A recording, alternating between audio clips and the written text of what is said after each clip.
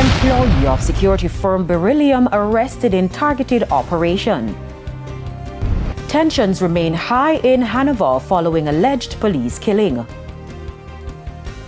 Minutes after 7 Wednesday morning, residents of Montpelier, Hanover took to the streets to protest the fatal shooting of 20-year-old.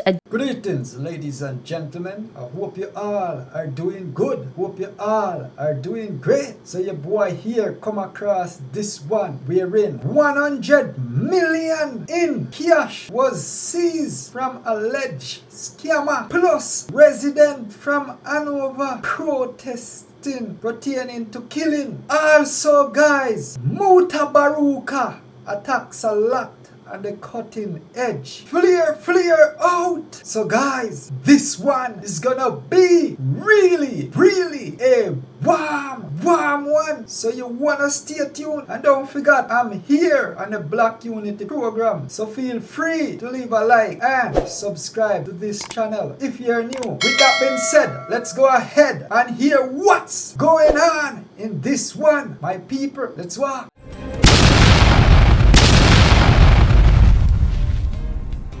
Good afternoon and welcome to the Midday News. Here's what we have in the bulletin. Employee of security firm Beryllium arrested in targeted operation. Tensions remain high in Hanover following alleged police killing. And later in sports, Catherine Hall to host Reggae Girls Games next month. Thank you for joining us. I'm Kerry Ann Simpson. Here are the details. To a TVJ News follow-up, the police have revealed that an employee of security firm Beryllium was among 2 people arrested following a targeted operation in Caribbean Estates St. Catherine yesterday. The 32-year-old man is said to be a treasury custodian at the company. His common-law spouse, also 32, and a former Beryllium employee was also arrested. They are alleged to be involved in lottery scamming. A team of officers from the Counterterrorism and Organized Crime Investigations Branch CTOC and the St. Catherine South Police Division swooped down on the couple's home Tuesday. 4 motor vehicles were seized as well as 6 mobile phones, 2 firearms and cash amounting to over $100 million in U.S. and other currencies. Tensions remain high in Montpelier, Hanover, as residents vow to continue their protest until justice is served.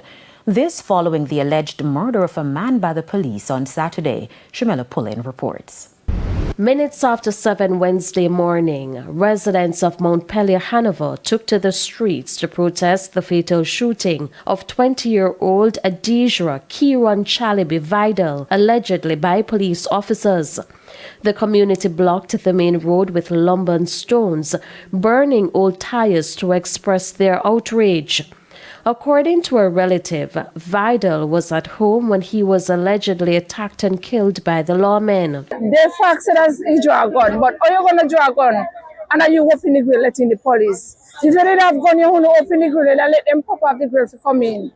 You open the grill, you get up, go downstairs, open the grill, letting in them, tell mom if you sit on the couch, and then they push him in her room and all she hear is a shot. 1 shot fire in her head. They drag him, put him in a jeep. 2 of them gone with him and from them gone with him. We don't hear nobody come to talk to us. The incident has sparked widespread anger and calls for justice. We cut up, we devastated because some mama in our house. In our house, come on, how a police gonna come if a gunman you know that bad? But police was supposed to respect you. Gonna come in your house, come kill you. All of them come in there and they find something. Why they never take him? 4 of them. Look how small it is. And I like them shooting from the veranda. They come straight in our room. Open the grill within 2 hands. Why in the hell don't push him in the room and go shooting? Not even at the living hall. When asked, police personnel who were at the scene of the protest would only say that the matter is being investigated and that their presence was slowly to ensure calm. Citizens are protesting this morning that they need justice, whatever they deem justice to be. Nevertheless, we address the crowd We have our superintendent Nish, he is also here addressing them. We spoke with them. We informed them that Indicom is investigating. So a loss of life is really, it's not something that we glorify. But when it do happen, we take the necessary steps to ensure that justice is served. The residents were also cautioned about their approach to seeking justice. We ask the community to desist from what they are doing because it is also a breach of the National Solid Waste Act, and so persons can be charged. But as not to stir up any problem now, we are aware of who are involved, but we are dealing with it at a different way. Shamela Pullen, TVJ News. Judges in the parish court are set to receive a salary increase retroactive to April 1, 2023. Finance Minister Dr. Nigel Clark gave an update in Parliament on Tuesday. The salary of the Chief Parish Judge is to be 70% of that of the President of the Court of Appeal. The salary of the Senior Parish Judge is to be 70% of that of the Senior Puisne Judge. The salary of the Parish Judge is to be 70% of the Puisne Judge. And the current arrangements for the positions of Masters in Chambers and Registrar should remain applicable.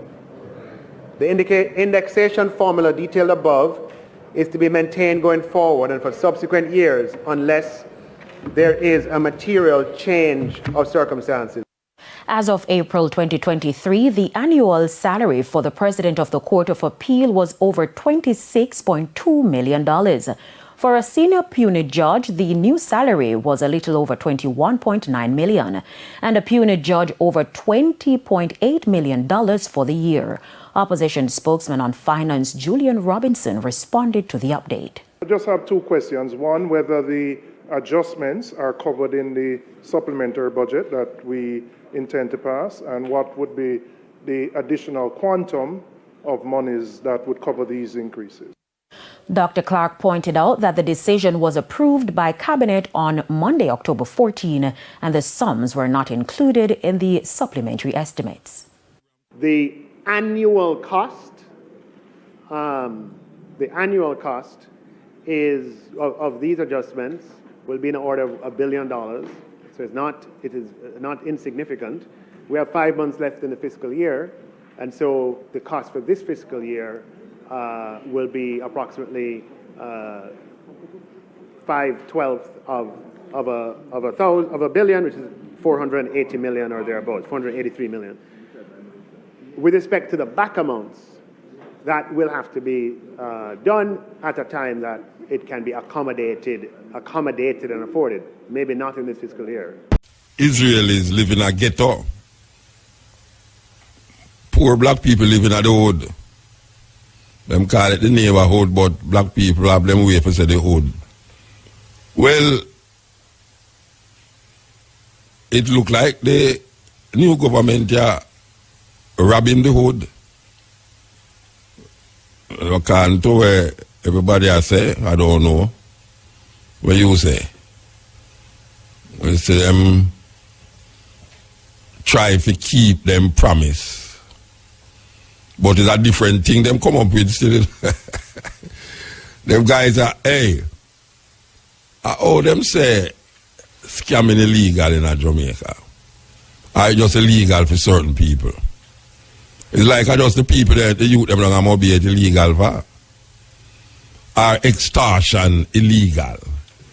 It look like only the people them in a Spanish town extortion illegal for. You have a set of people in a Spanish town where extort people. You have a set of youth in a Montego Bay, Westmoreland, where them claims they're scamming people. Well, you ever know, you say the government is guilty of both things, extortion and scamming continuously. I don't know how it's going to work out, but every time a government, that's why I don't like to talk to politicians from all my program. Well, if them calling me, I always say that, if a politician call my program, I not go tell him so I not talk to him, but you see me now, I not go out there go get one politician for interview him, you know. Because when you listen to them, if it's a PNP attack, him sound perfectly right. Until you hear the GLP side, it sounds perfectly right. So there's a confusion in the people their mind, because one I show you a point of view with sound, but you know, say, me can't sue him, I say. And then when you hear the GLP man, you say, boy, you know, say, me can't sue him, I say. And really and truly, the two of them are scamming, you know. The two of them are scamming, you know. Pure scamming are going on. Pure scamming are going on in Jamaica. The only difference between the scammers, them are Montego Bay, and the government scamming, not even the government, the politician them scamming. I never say government, because you have some politicians who wait till them in a power for scamming, you know. Them scamming 24/7, 365 days. I mean, like 50, how much weeks make a month? A year again. How much months make a year? 12 months. 12 months make a year. In Ethiopia, 13 months make 1 year. But look here, man. The scammer them, the only difference between the scammer them in a Montego Bay and the politician them as scam you is that the scammer them, when they make money, because you know, but never see come see, there's a saying in Jamaica, never see come see, you know. You hear the man them start to buy gun, buy this, buy that, all sorts of things, we kill off them one another. So the scammer them a kill off them one another, you know. Most of the people them who hear scamming killing, you know, I know people just why, unless it's a man where them go in yard and can't find him and say you can't catch Kwaku, you catch him shot. So you go for Tony and Tony not there and him girlfriend there, you kill him girlfriend. Or you go for Tony and him mother there, you kill him mother. So the scammer them really go, most of the people them who are dead, involved, it's like reprisal killing. Same way in a Spanish town. A gang man a kill gang man. Most of the time. Most of the time, a gang man a kill gang man. Most of the killing them, a gang people a kill gang people, reprisal killing. You see the government or the politician them no business who them kill. You could have rich, you could have poor. As long as them get some little blood for suck like vampire. And that we see go on. And we not stop say it, because over the years we don't see none of them make the living condition of black people any better. You hear this one are coming out with prosperity. Prosperity. What kind of prosperity we searching for? We want to be happy, man. That's all it want, to be happy. Because you can't do have money and happy, you know. Yeah, sometimes if your environment clean, your house clean, you know, you don't have no whole heap of money, but you can afford to buy food and carry send your picnic to school. And you have a nice little party, you go with some nice fingernail and some half here by your head. You're all right, you feel happy. But them people don't want you happy. They want you screw face and skin up your face all the while and tell people go with them for do with them mother and all them something like. And every time them wring your neck with something, or tax you with something, or do something, and say, that'll go help. That'll go help you. When them put on price passing, them say, that'll go help you. And then when the time come, you realize that it not help you. Because over the years, when GLP lose the election the last time, and the PNP government come, can you truly say, in a Jamaica, that black people, the majority of black people's life was much better? Because we don't tell them, you know, we tell them already, we say, look here, man, it's easy for you to sit down in a parliament and talk where you talk, but go try the road, man, go mix with the people, and you realize, say, a pure sufferation out there. Pure sufferation out there. So it's not like, say, people deliberately want lick out against PNP and lick out against Porsche and lick out against this, you know. But the reality of the situation is that this IMF thing, what I'm talking about, is for private sector. It don't have nothing to do with the common people. And they might say, boy, tighten your belt, tighten your belt. How much you can tighten your belt, little more, you see how the tribe start come through your mouth. So now, this one I now promise you again. Prosperity. prosperity. So them promise you know, and them in power for how much days you know, how much weeks, how much month. February to January, February to March, March to April. Them are going to tell you, say, give them time. Well, the other one did I tell you, for give him time too, you know. Remember Peter Phillips said, give him time, and you will see the benefits of the pass in the test. Them people have worm, you know, they have diarrhea, they pass in tests. But here you know, this guy you know promise you prosperity, you know. And him tell the other one say, anytime PNP in a power, the crime rate zoom up. And you see as him come in a power, some murder we are going that all the minister, the new minister as you know, Montague.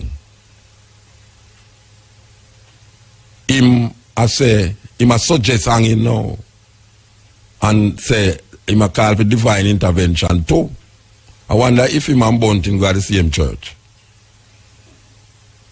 Because Bunting did call for the same thing and it looked like him did talk to the wrong God. God never answer him prayer at all. So Montague, you know, come with him divine intervention, you know, what not on with that. Meanwhile, him a ball out for divine intervention, now him a call, him a stir up the people them about this hanging. With this justice system in Jamaica, can you imagine how much man go up on the gallows? 10 man hang today. And 10 years down the line, you hear the man them who did really do the crime come up and say, you want to say I made it kill the man in 2020, you know. How you going to manage that now? With this justice system, we're still under the regime of Queen Elizabeth.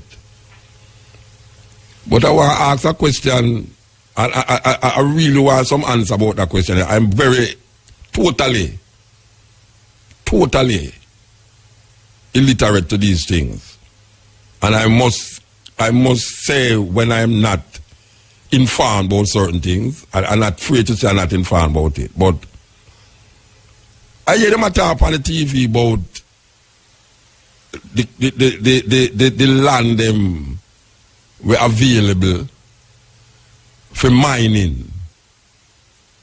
And apparently them have find some little residue of copper and gold in a certain place now. And I really want to ask something now. Because I hear the man say the crown land and the crown land and the crown land.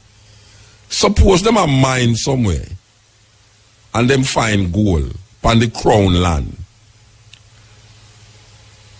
Can the Queen authorize our servant, the Governor General, to confiscate all the things them that is found on the land?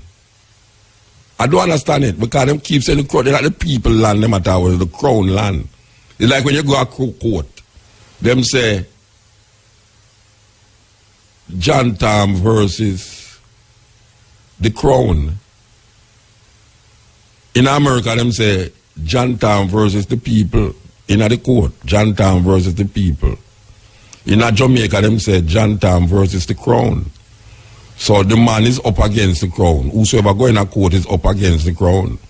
So when me hear say them a dig for gold and copper, can somebody please advise me that I can be more conscious into these things now? Suppose them find gold upon the land, the crown land, not the private people land where them buy, but the crown land. If them find the gold upon the crown land, can the Queen advise the Governor General to confiscate all of that gold that them find upon the crown land?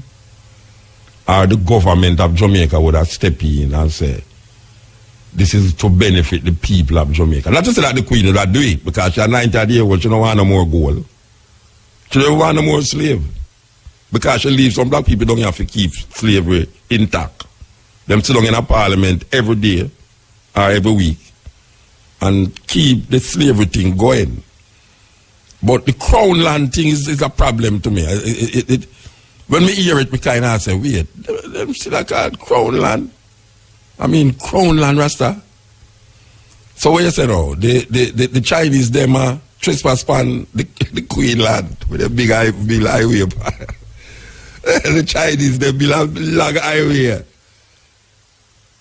Hey, you know watch it, you know. You say if the Queen ever dead tomorrow, Prince, who will lie? English brethren, who will lie that the Queen now?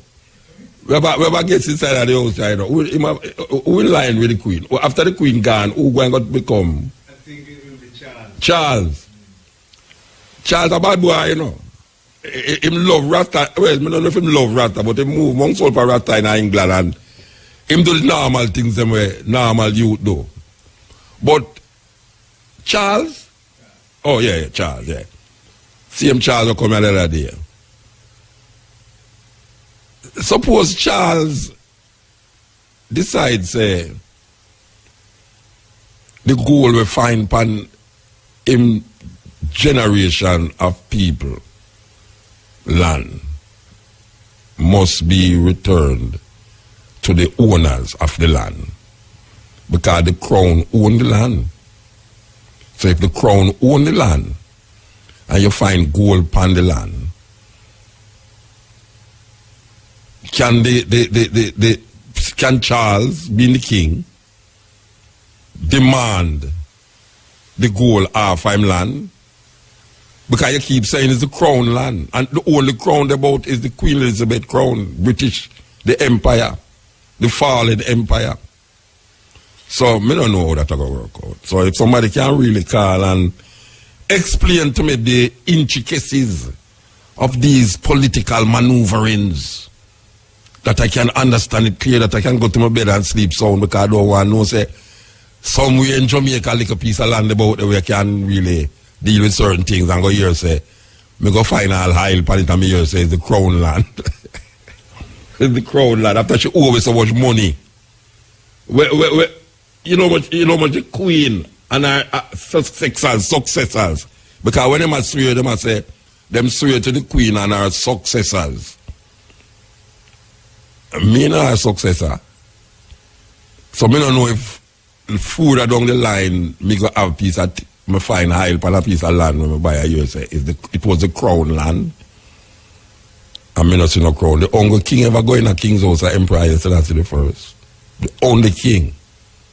Can you believe that? The only king will ever go in a king's house. Why did they call it king's house in the first place? Why did they call it king's house? But then again, why them call Saint Anne? I mean, who the hell is Saint Anne anyway? Cutting it. With the on this topic, we say, well, we hear some people call me today. And apparently, they might listen to a program. And a man call about, he might quote some Bible verse. And he might associate the Bible verse with Haile Selassie. So the brethren say, he would have like hear when me think about the interpretation of the Bible verses that was quoted. So he might run down the Bible verse in which most Rasta know them Bible verses by heart, like, Psalm 68, Psalms 87, most Rasta know them. I mean, we can't say it by heart, 87. Psalms 87, its foundation is in the holy mountain, the land of the gates of Zion, etc., etc., etc. But the brethren asks, how me interpret the two, let's say, extol him that ride up on the wind as Jah. Now, according to him, I say, the man said Haile Selassie was crowned Jah. I don't know how him get that. Haile Selassie crowned Jah. I don't know how him get that. I never hear that in the coronation. And I play that tape there so many times, the coronation tape. Oh, Haile Selassie go get crowned Jah. Jah is a bastardization of a Hebrew word, Yah. Y-A-H, because there's no J in Hebrew language. and we keep repeating it over and over. J is the last letter in the English language. 500 years ago, J come in the English language. That was in the advent of the Bible, the King James Bible, 500 and little years ago. But before 500 years, like 600 years ago, there was no J in the alphabet, neither in Hebrew. So you wouldn't have no Ja, you'd have Ya, Y-A-H. Any word that have where your name, like Judah is a Judah. You know, so really and truly now, nobody never crowned Haile Selassie, not Jah. Haile Selassie was crowned Emperor Haile Selassie the first, King of Kings, conquering line of Judah, elect of God. That is where him get crowned officially. Officially. The King of Kings is relating to, because there are many kings in Ethiopia. The emperor is the King of Kings.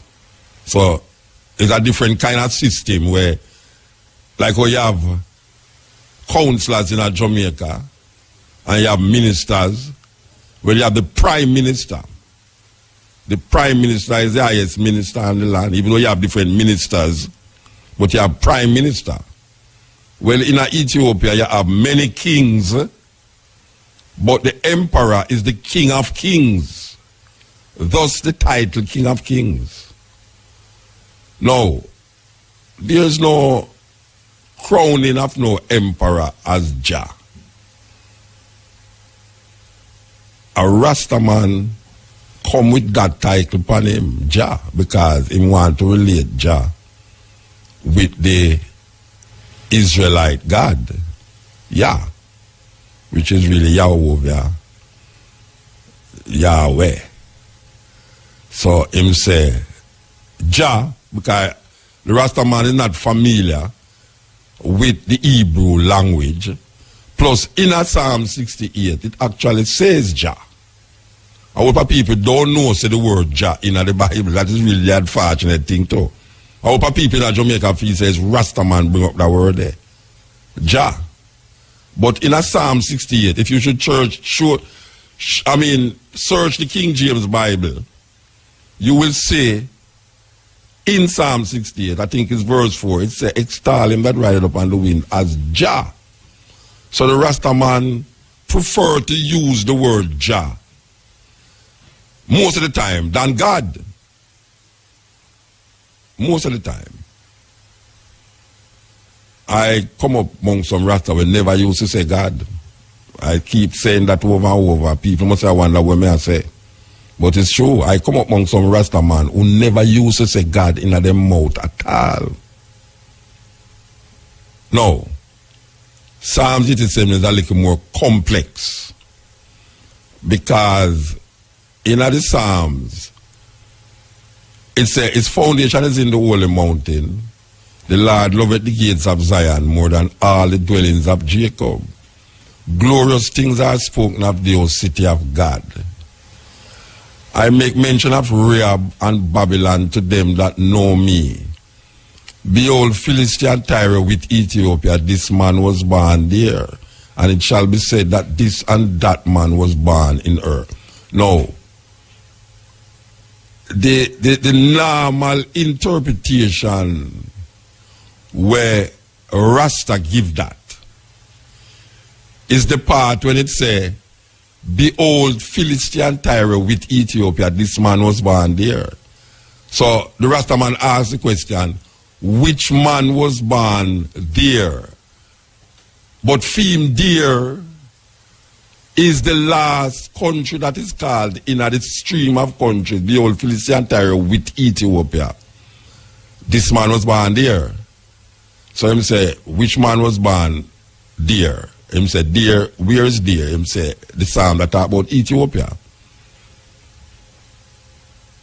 Now, to be honest with you, I don't really interpret it that way there.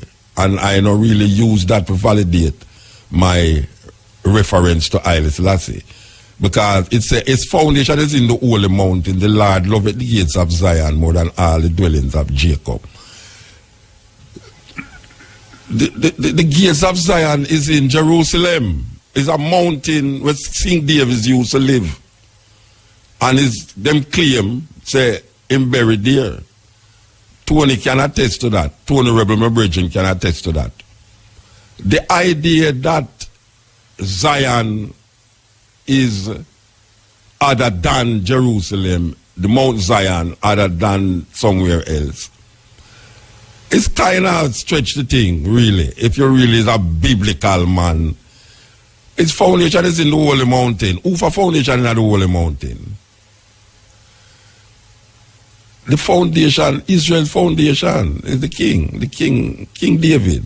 The Psalms are written, most of the Psalms are written to King David. And that is what them say. Most of the Psalms written to King David. So his foundation is in the holy mountain. The Lord loveth the gates of Zion more than all the dwellings of Jacob.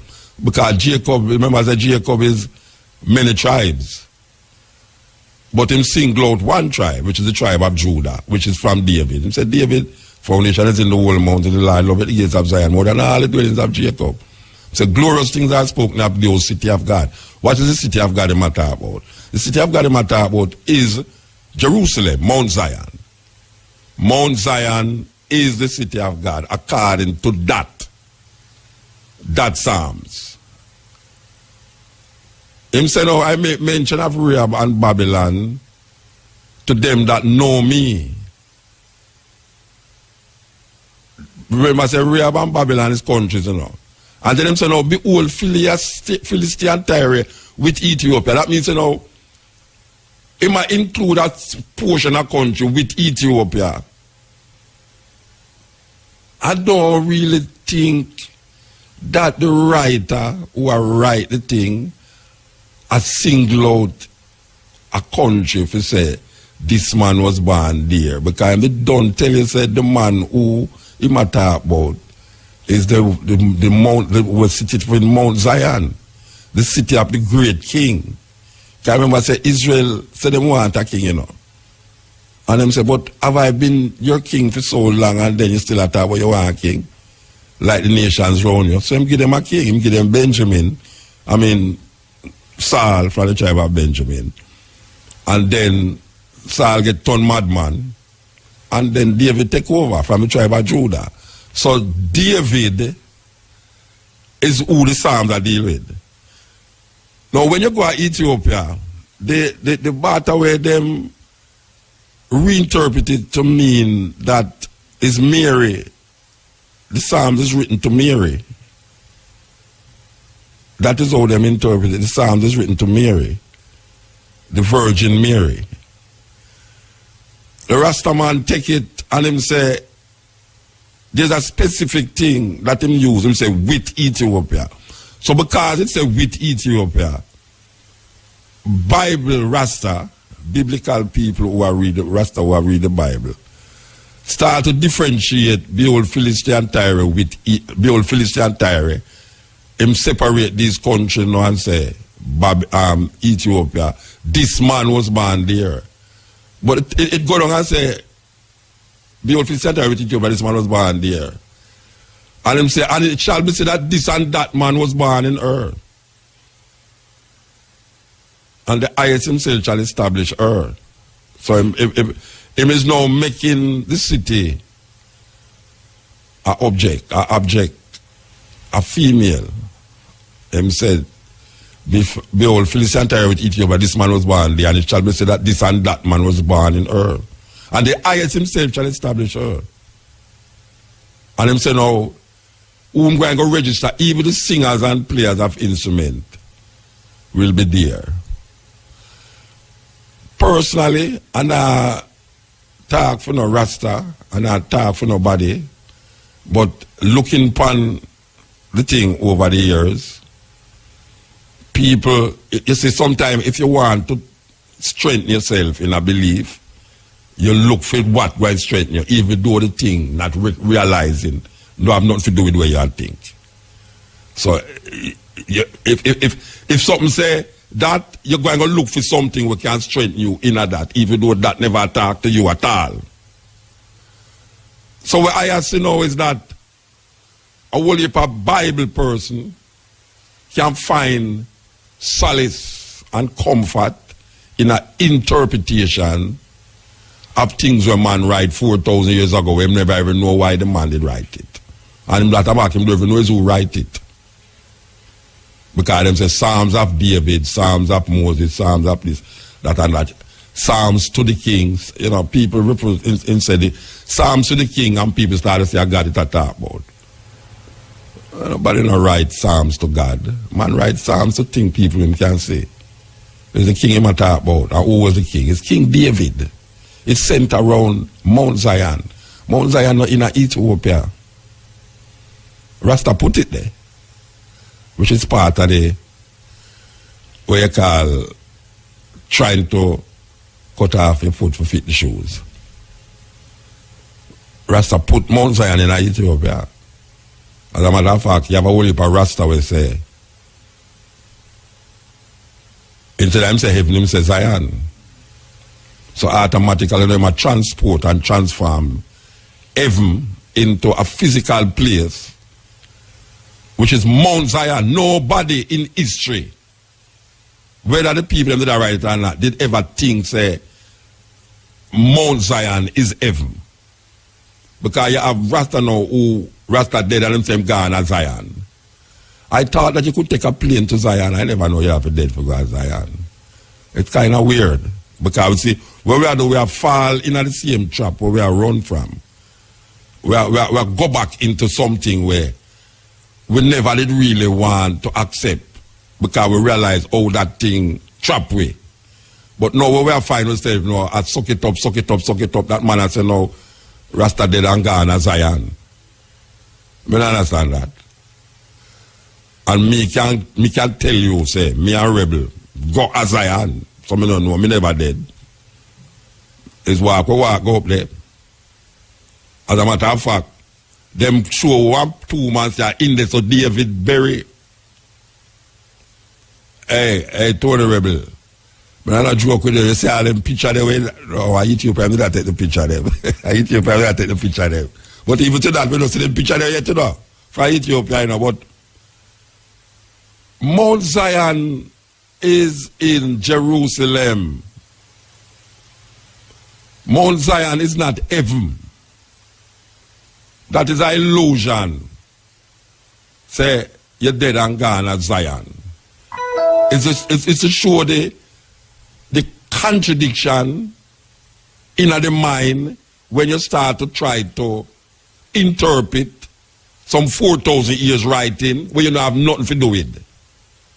You don't have nothing to do with it, but you try to interpret it for suit your thinking and your belief, cutting off your foot to fit your shoes. We, as Rasta, did have something, or have something, where we created. We created to get free from white supremacy and colonialism. And we use these things over the years. And it did go on and go on and go on till I don't know where it reached a stage where man I say, you have to really penetrate now your interpretation of your liberty and experience have to come through some biblical things were written 4,000 years ago where I don't even know who write it. Nobody don't know who write Genesis, Exodus, Leviticus, nor Numbers, nor Deuteronomy. I grew up for come here and say Moses write these things. And we come realize now say it can't happen, it not go so. Based upon of what is written in Deuteronomy. All the theologians them and all the people them white realize that but Moses couldn't write something that way. He couldn't write him own death. And which part him bury. It's madness. Plus the wickedness and the cruelty of these people who murder and rape in the name of God, the Israel God. I know that we did not deal with when it comes to Rastafari and Pride Selassie. I know that we did not deal with. We are dealing with that transformation outside of King James. We are dealing with that transformation outside of the King of England Well, Leonard Owen say, we must have our own king, and Haile Selassie is our own king, our king. So how we make them interpret for we were in slavery. And them use that I done in slavery, you know. Slaves, be obedient to your master. Does not nature teach you that for a man to have long hair? I mean, it's madness. Or a guy named Paul, who born in a Turkey, can come look for me as a Rasta man. And me I read this thing in our Bible, say, nature teach you that for a man to have long hair, it's crazy. So tell me something now. What part of nature teach you that a man mustn't have long hair? What part of nature? When then them the dollar show you about Samson, who power in him ear and Delilah come cut it off. Joshua, Moses come out of the mountain with 7 locks. So how come now Paul come and tell me, well not me, I know me matter to you know, but people imagine Paul write some letters to some white people and black people take the letter like a Paul talk to them. Oh, you're fasting at the man letter. You never hear about privacy. Paul put the letter to the Corinthians, letter to the Galatians, letter to the Ephesians. He never said nothing about letter to the Ghanaians. He never said no letter to no Ethiopian.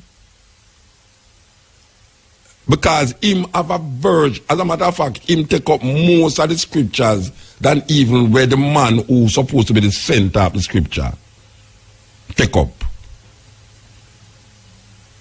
So when Paul say nature teach you, what part of nature teach me? And I internalize it now because I Paul talk to. But I hear people say that. Say the Bible say. The Bible say. So where you say. So the argument is that most Rasta lacks, you know, but you tell them I read the Bible tell him say, nature teach him say, you know, if you have long hair.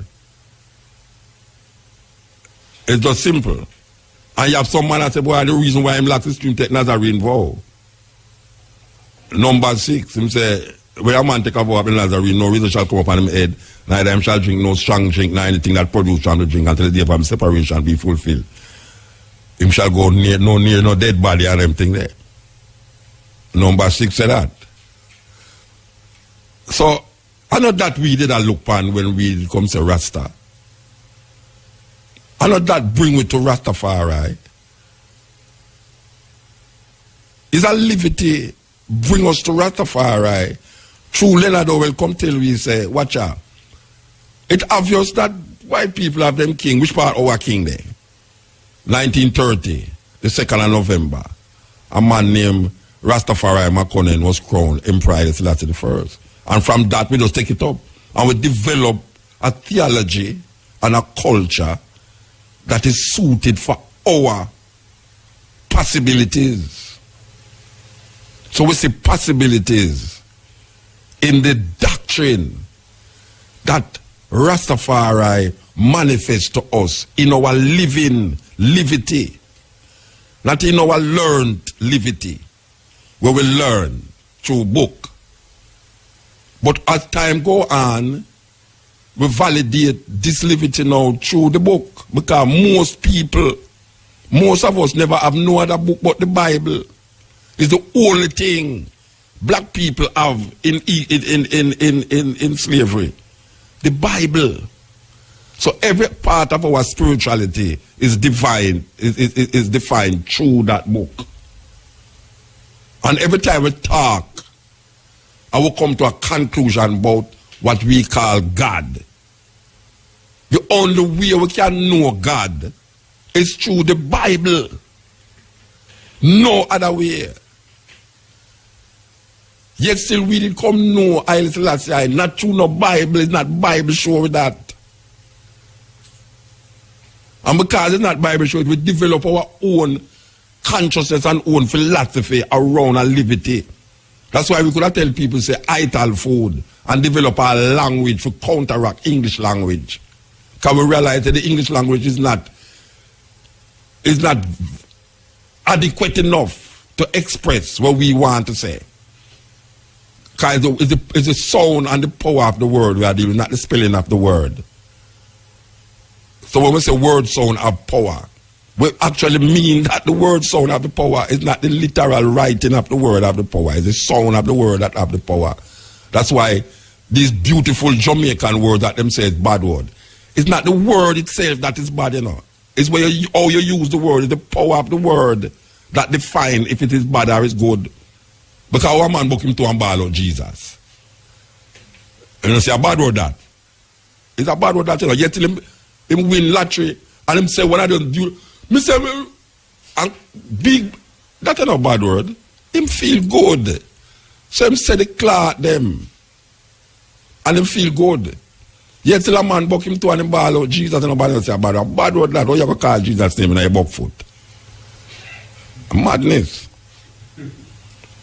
But we have to work with it. And we have to work with it in all possibilities. But we have to realize that the thing has set back the African experience, what we're supposed to experience after slavery. We're supposed to experience something else. That's what we're worried about. We're supposed to experience something else.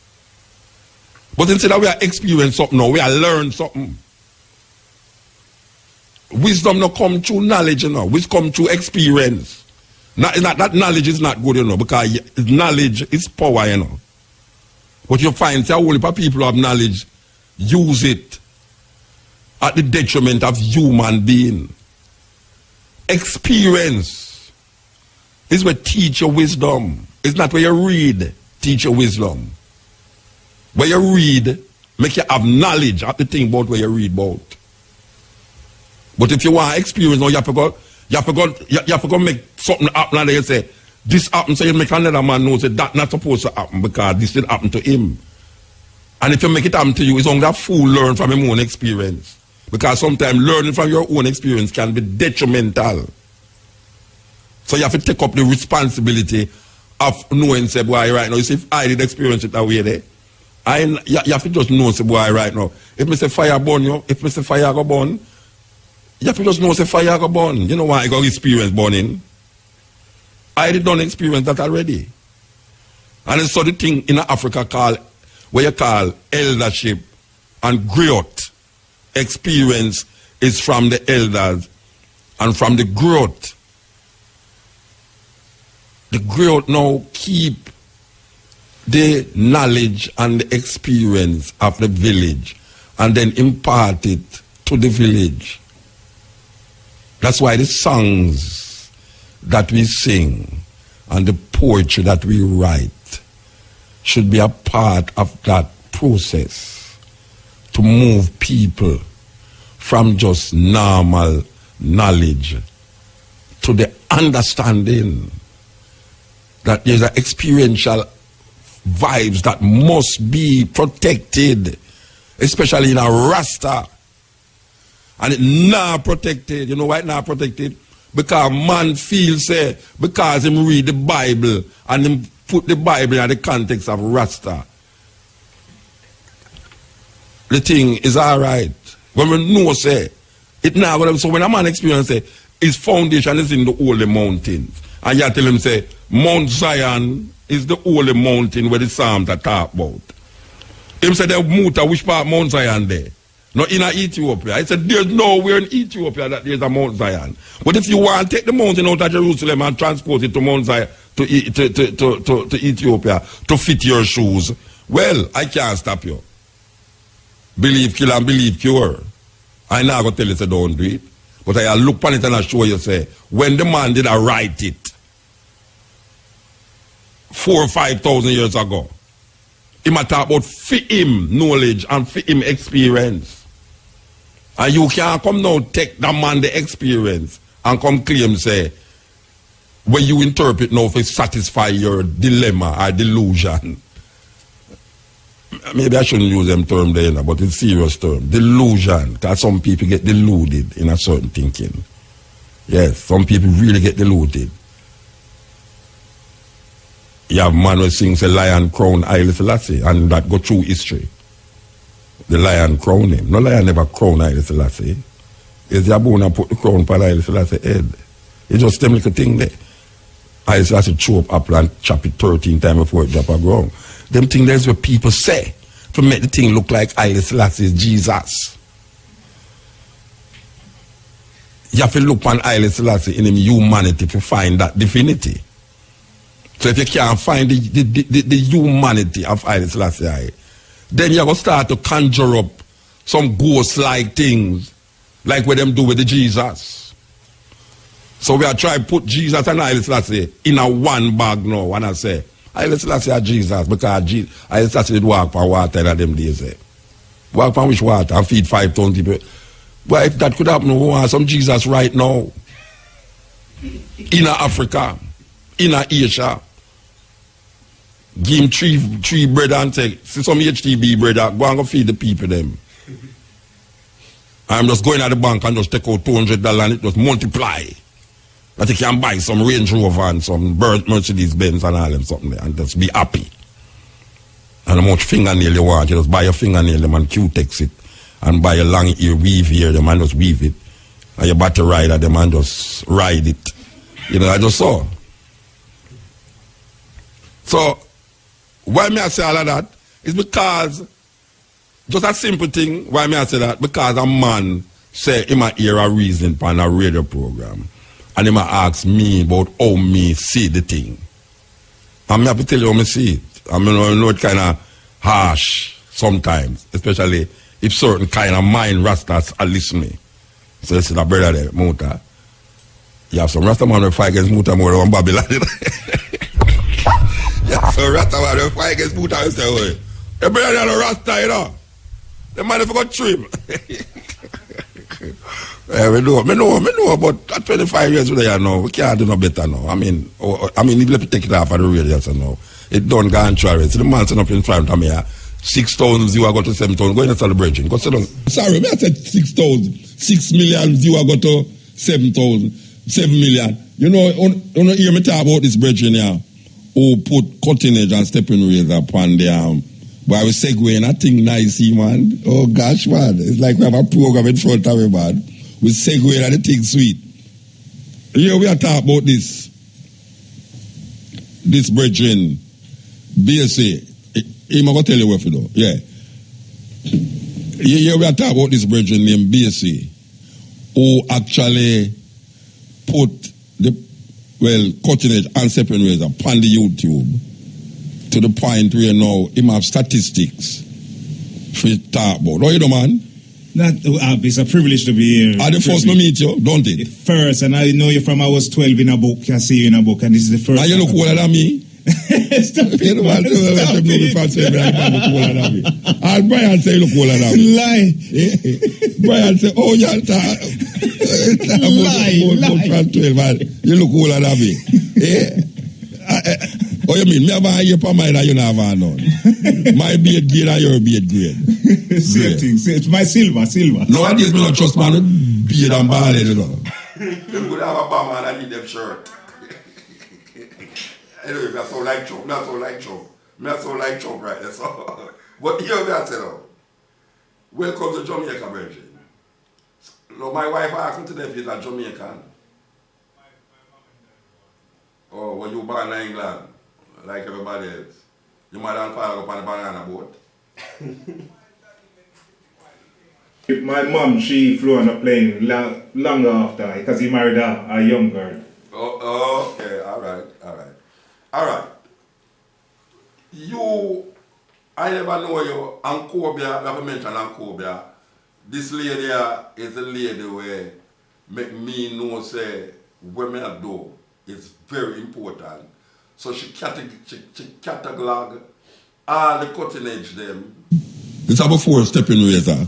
She catalog all the cutting edge them, package it on a CD, label it, the date when me do the thing, who me did attack upon it. I'm going to reach England and she give me the copy of them and I have them in my archives. It's my legacy. Me see that as part of my legacy. All right. So she had do this thing in England And then now she started to tell me about this brethren who, when we go on YouTube, you know, look how we put the thing them there, you know. To be honest, you know, and she make me start to look who put things on YouTube. Yeah. Because that never interests me at all. Who the hell care who put it on YouTube? I want to say the thing I tell the truth and I tell the truth. Yes. All right. So she said this virgin, you know, is a cameraman of high levels. He's a cameraman of high levels? Well, I started off in music and I'm a film editor, but I use cameras and train people how to use cameras. So what is your claim to fame now? Why Ankobia tell me about you now?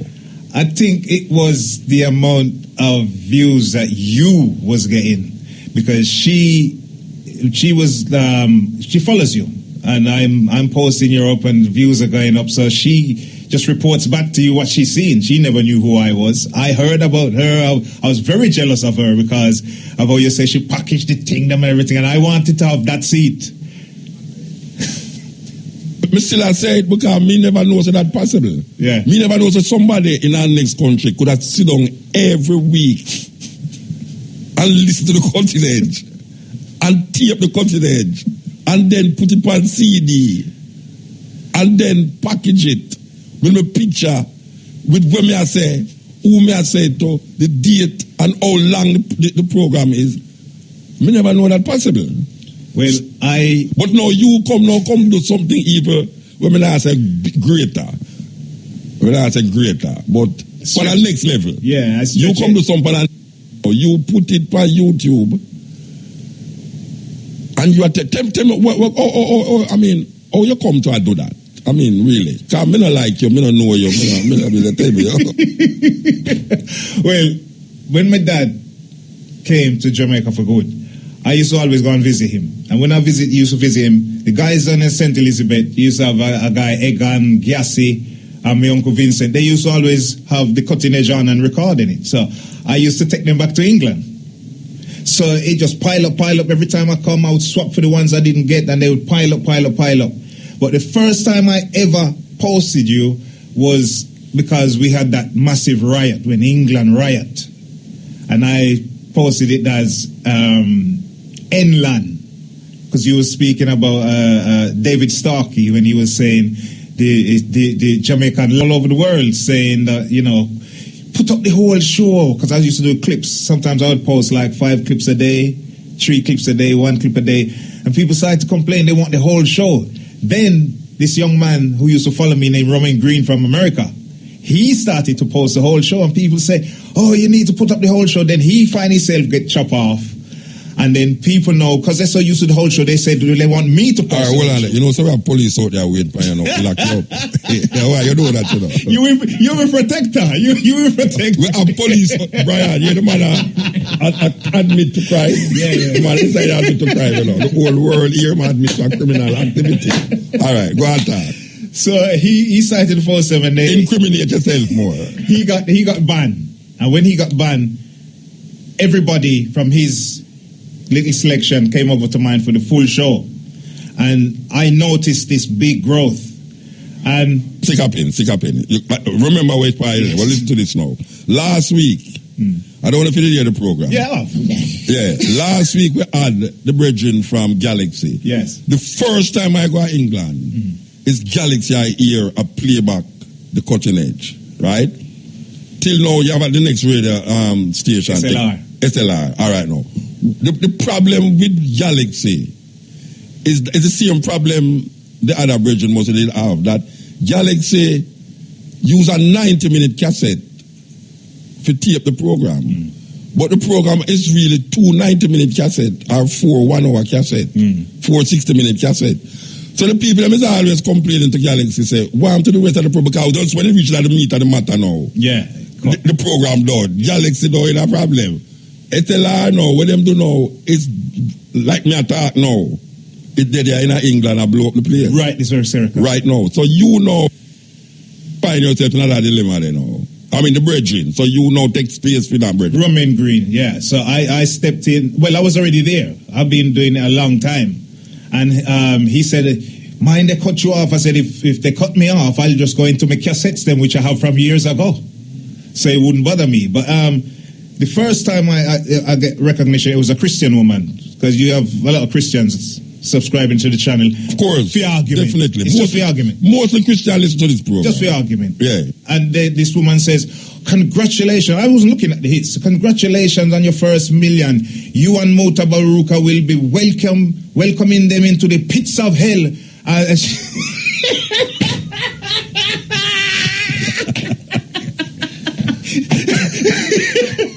The first million gone at the pit, including me.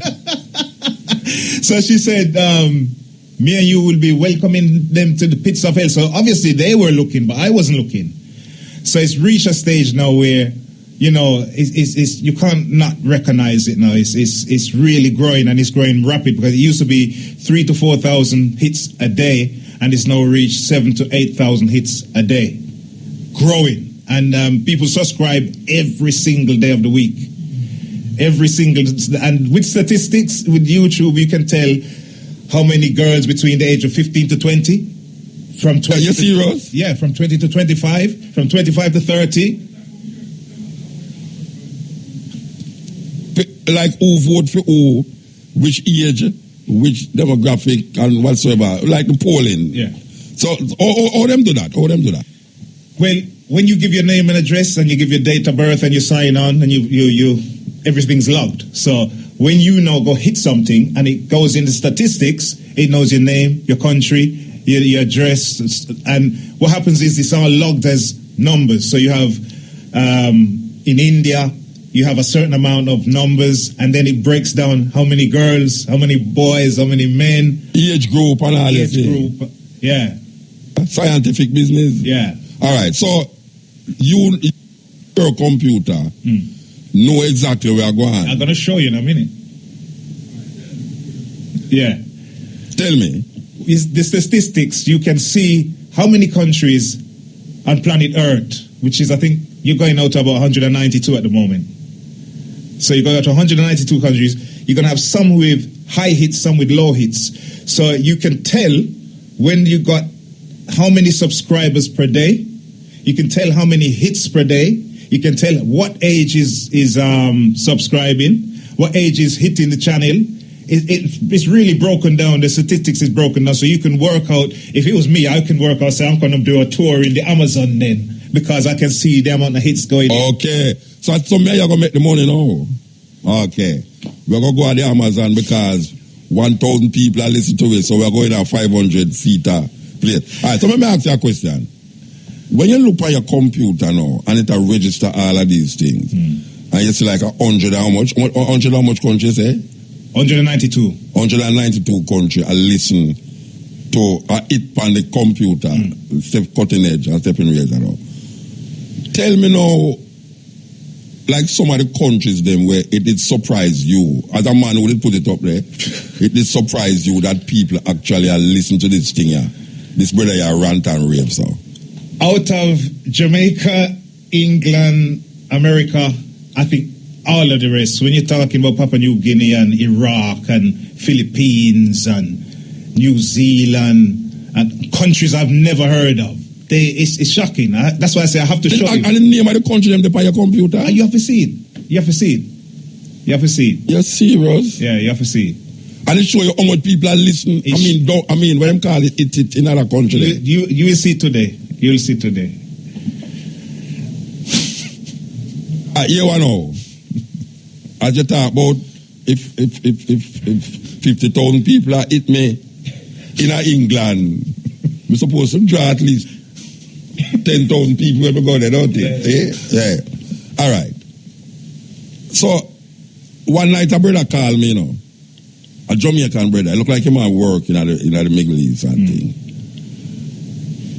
Obviously, my work in some serious place. Look like, I don't know if he's a soldier or whatsoever, but in my work, most times say, boy, MUTA, the Taliban, them listen to you, you know. Yeah, I heard you talking about it. You didn't hear me say it. They say, the Taliban are listening to you, you know. I wasn't surprised. And some man are in Afghanistan, Afghanistan, him I call for. Yeah. Him say, some man are in Afghanistan and Pakistan are listening to you, you know. I say, blows and skirt. He wasn't lying. Eh? He wasn't lying. He wasn't lying. No. if you shake it, nobody not gonna know what you're saying. Yeah, definitely. I see through the cameras in here. Yeah, but I don't TV I deal with. You have a camera right there so you can suit yourself. We are dealing with the program for the radio. All right. So, I drive to Portland. I went Christmas Eve or New Year's Eve or sometime. And you call me. Yeah. And you say, MUTA, congratulations. You're gone 4 million. How much did it say? 4 million. You're gone 4 million. That was last year before New Year's. Yeah. Yeah. I drive to Portland. I don't remember where I did go to Portland for. I think it's a New Year's thing I did go play out. I did go play out somewhere for a New Year. And you say, the thing gone 4 million. Mm-hmm. All right, no. That was in December you called me. It was before my birthday. Yeah. It was before my birthday. Yeah. You say, yeah. All right. Today is one now. January, February, March, April, May. On your computer now.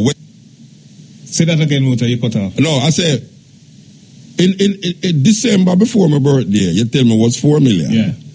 So now, after January, February, March, April, May, what it has say on your computer now?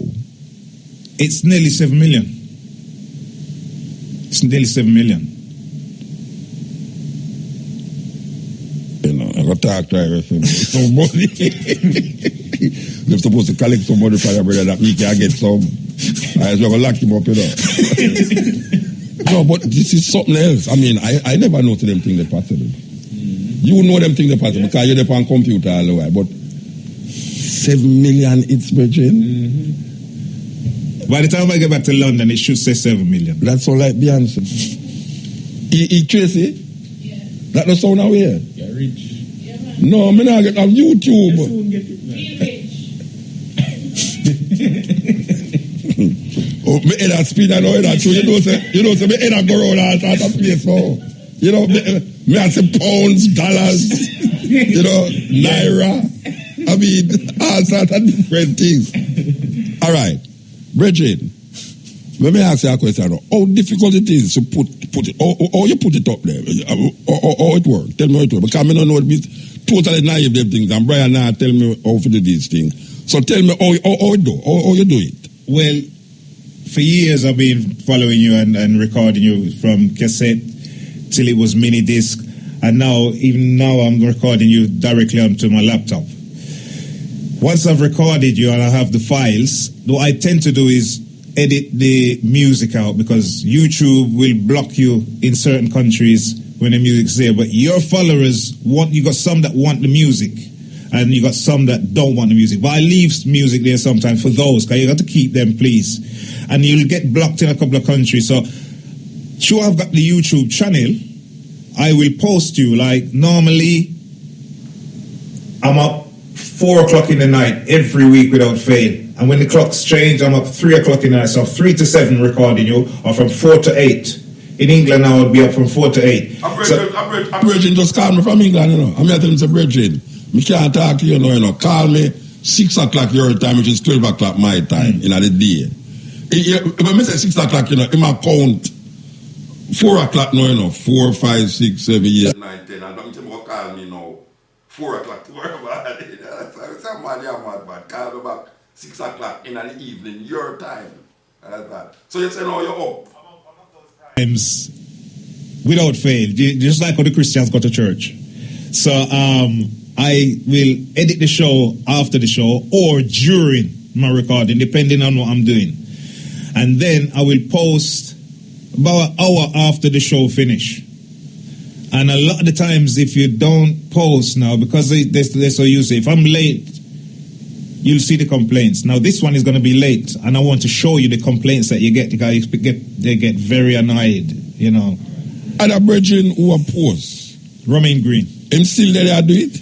He's doing it, but I noticed for the last couple of weeks he's been off and on. He hasn't really been as heavy, but he works on an oil rig. But like me I say, well, you know, I'm no work for do. I'm a film editor, so I still have to. I don't have no choice. But you see, this is something that, MUTA, trust me, I'm not doing it like just for doing its sake. It's necessary. And to prove how necessary it is the amount of subscribers that are adding on a daily basis. And to me, having them cassettes they put them in a cassette case is like me I commit a crime.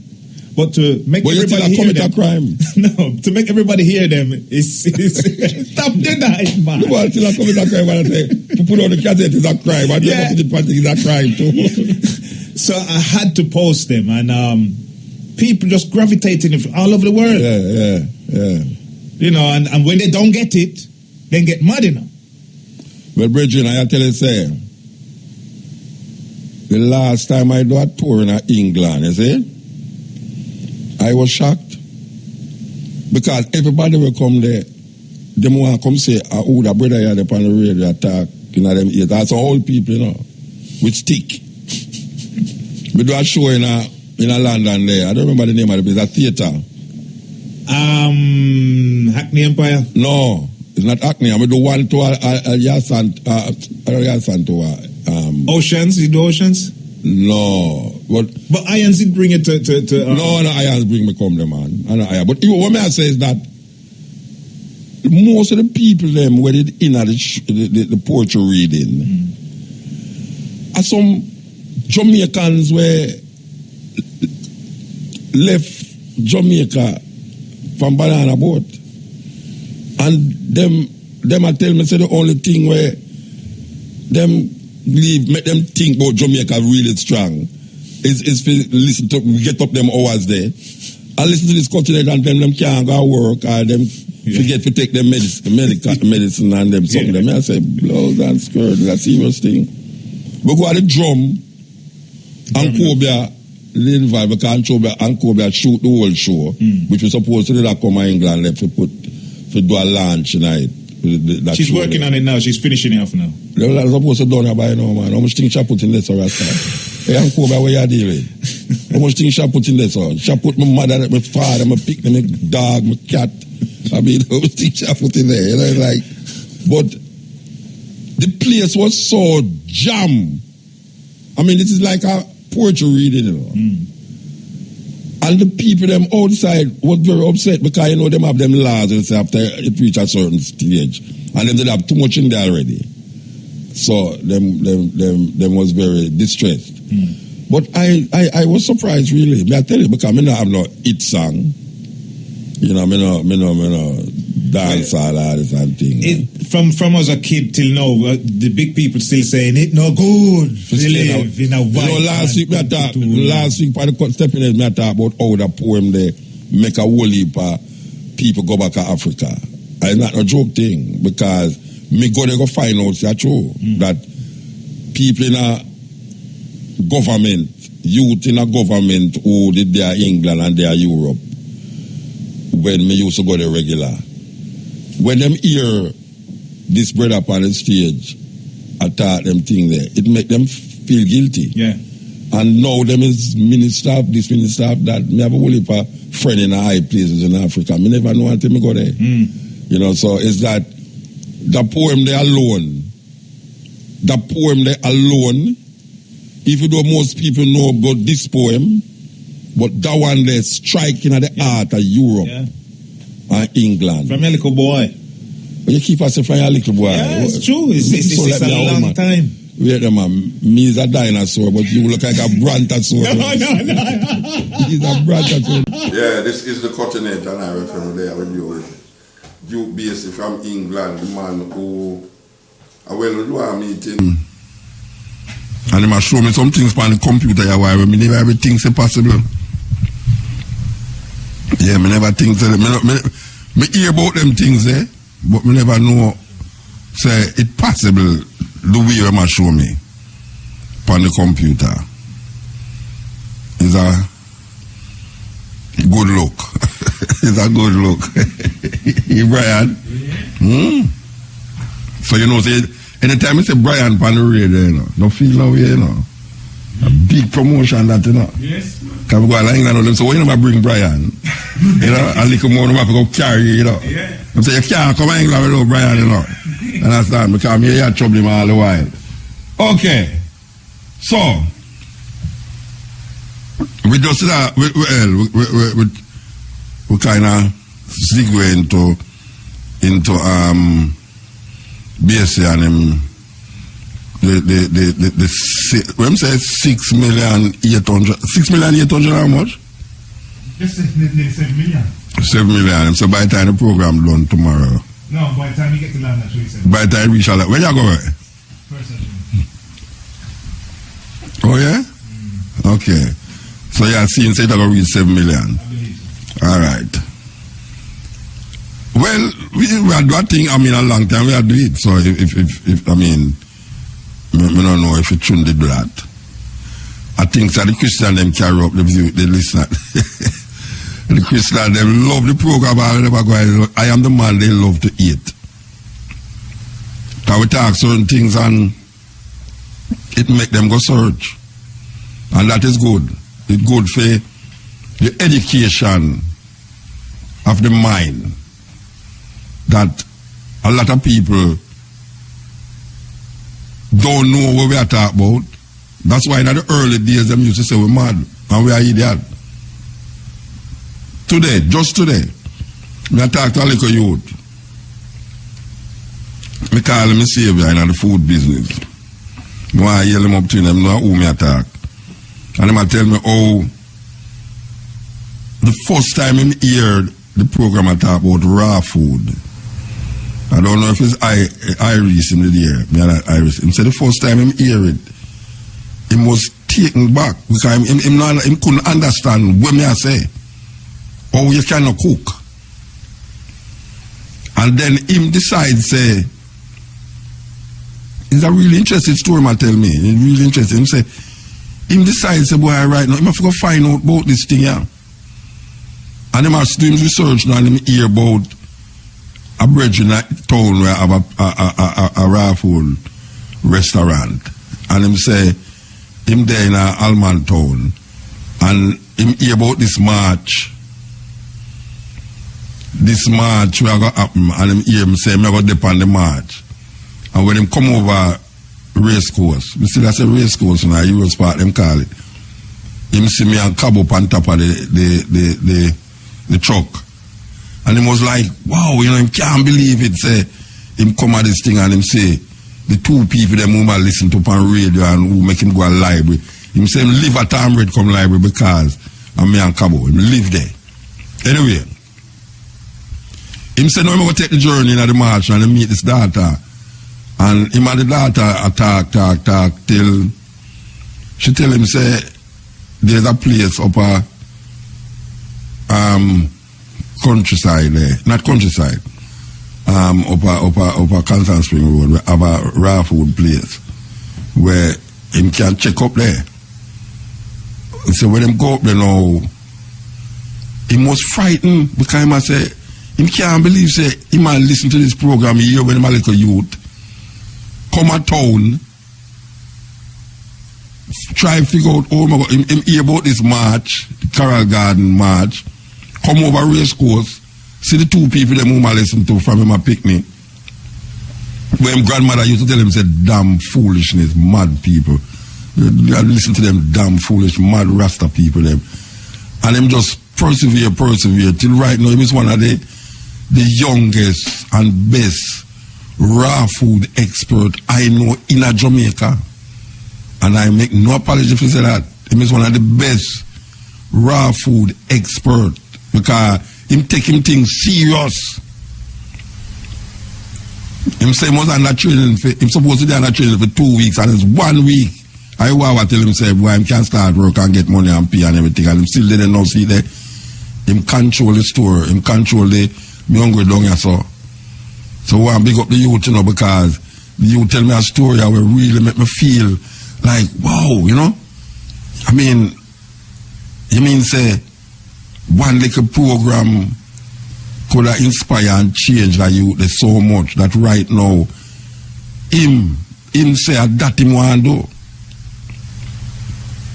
Him is one of the best, the youngest, best raw food.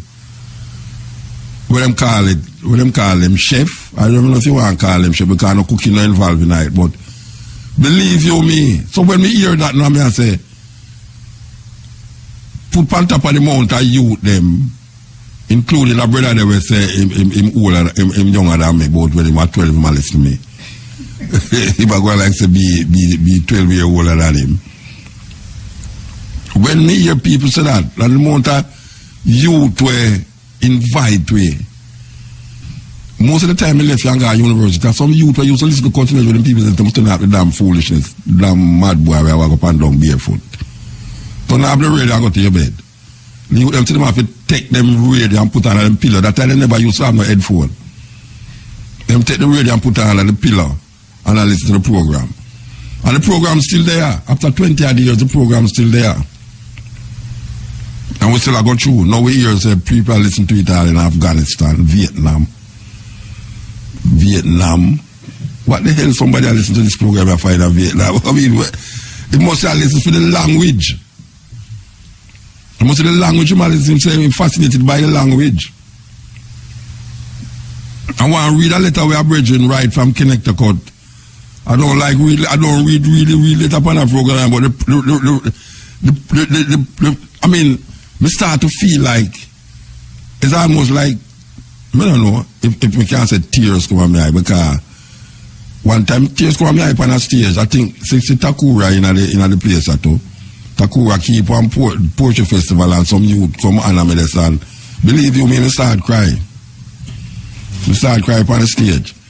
But this same feeling, this brethren write me and tell me say, him go up on the YouTube and be safe to hear this. Hear this experience, you know. I should have read it, you know, I have to find it on the computer. The brethren say, him go to college in Connecticut. And him feel say, going on the YouTube is such something, such a, him can't, when listen to, when I say, him get so addicted to it that every day him go on it. And even though him don't know me, but he must say it really inspire him. And in him class now, he must study anthropology. And him professor give him, say he must write on a cultural, something cultural. And him say him going to write about Rasta. But him know say him couldn't really get to interview me personally. So guess what the youth do now? The youth go up on the YouTube and interview me. What I mean? It means you know, him look on, him search all of the program them when we talk about Rasta. And it's like him set the question them where him want answer, and when him search the YouTube, him find the answer where him look for and write it down. And him say, MUTABARUKA, I carried it to my professor and I got an A. Him get an A. And him never meet me yet. Never meet me yet. It's like him a interview the YouTube. When the youth tell me say, when the youth write down, say write down the question them. And him interview me through the YouTube. Because him search the YouTube to the level now where any question where him have, him find the answer where him look for and write it down. And the professor give him an A. And me write him back. I said, brethren, you're the most creative person I ever meet. And rather don't meet you. Because if you can interview somebody off of YouTube and get an A off of it, you must be a genius. The youth say, I'm going to send me the paper. Yeah, him say, I'm going to send me the paper where I get the A for it. So much information on there. One day, him want to meet me. And, you know, say, if I go back to Connecticut, I'm going to find a youth there. You find him first? No, man, if I go back to Connecticut, I'm going to find a youth there, brethren, because it's amazing. But this is one story of many stories where youth now, over the years when I talk about this thing, where them parents used to tell them must lock off the radio and stop listening to this little damn barefoot boy, Rasta boy. And now, them go to university, and the same thing them when them hear upon the program, and that them hear in them class, in the university. That is why them send for me. You have Caribbean cultural in them university, Caribbean, this Caribbean, where them get money for bringing speakers and them thing there. And that's something me get for go a whole heap of them university there. Me remember a youth sent for me in a Yale University, them call it Master's T. I was shocked. Because I can't believe, say, me little poem them I write down and so. Me there in a Yale University, them have Master's T with all these big professors and things sitting around me. And I discuss my poem, them say, oh yeah, this is where I go out here, so, you understand? I know me get to come know the brethren, and the brethren who did allow that to happen. But him eventually make me go other places. And that can serve as a really example to for other poets. To know, say, poetry is not like, you know, you can't do something with poetry. Because me never did start out feeling like, say, poetry could have carried me past the airport. Me never know them things are possible. My mother used to tell me, say, must lock off her light if me thinks poetry can pay a light bill. Me never stop say that. Me remember when me used to write my poem them, turn on her light in my room and me write my poem them right. She come on time and tell me to lock off her damn light. You think the poetry can pay electricity?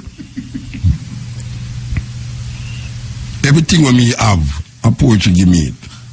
Everything. My poetry, my creative ability. And me I talk about the poem them where me see people are going on. It's poem when me write from me at 17-year-old, 18-year-old, 19-year-old. Them poem that was written when me just left school. And now me say them poetry there in a museum, quoted in a museum. The other day me frightened me go to Africa. I go, I take some picture, you know. I'm there, Ivory Coast, and some university student call me in a big hall. So them have an exhibition in there. Because at that time, I nearly cried. Hey, I only by time I start crying, you know, Takura, you start the crying thing with me, you know. Yeah, you start the crying thing with me. Because the day when we go, hey, you know, I don't know. I don't know if a man, if you can explain the feeling when you have a group of youth, African youth. I mean, like me, a 60-year-old, I could have been grandfather. I could have been the father of them parents. Some little 17, 18, 19-year-old youth call me in this big hall and them have an exhibition. And you see when we're going to the exhibition, them all of the artwork them in there is pan crocus, burlap. Them have some burlap like you talk about burlap like 10 feet by 10 feet, 5 feet by 5 feet. But the smallest one, where I say about 5 feet by 5 feet, but you have some in there where take up the whole of one wall. And this two walls where the bridge camera the first one, him show me a burlap artwork with Malcolm X, Mandela, Marcus Garvey, and MUTABARUKA upon it. I mean, I say, wow. I mean, I go around now, but that didn't strike me, but that never strike me. It's when we go around at the other side now, I see the whole wall with this burlap. And when we look on the burlap, you know, it's a collage of this poem right on it. A collage. Them have this poem, part of this poem for one. It's grown. No, my head never grow, you know. Believe you me, my head never grow. No, me take a picture. Me take picture. Me have it on my camera. Me have it on my phone.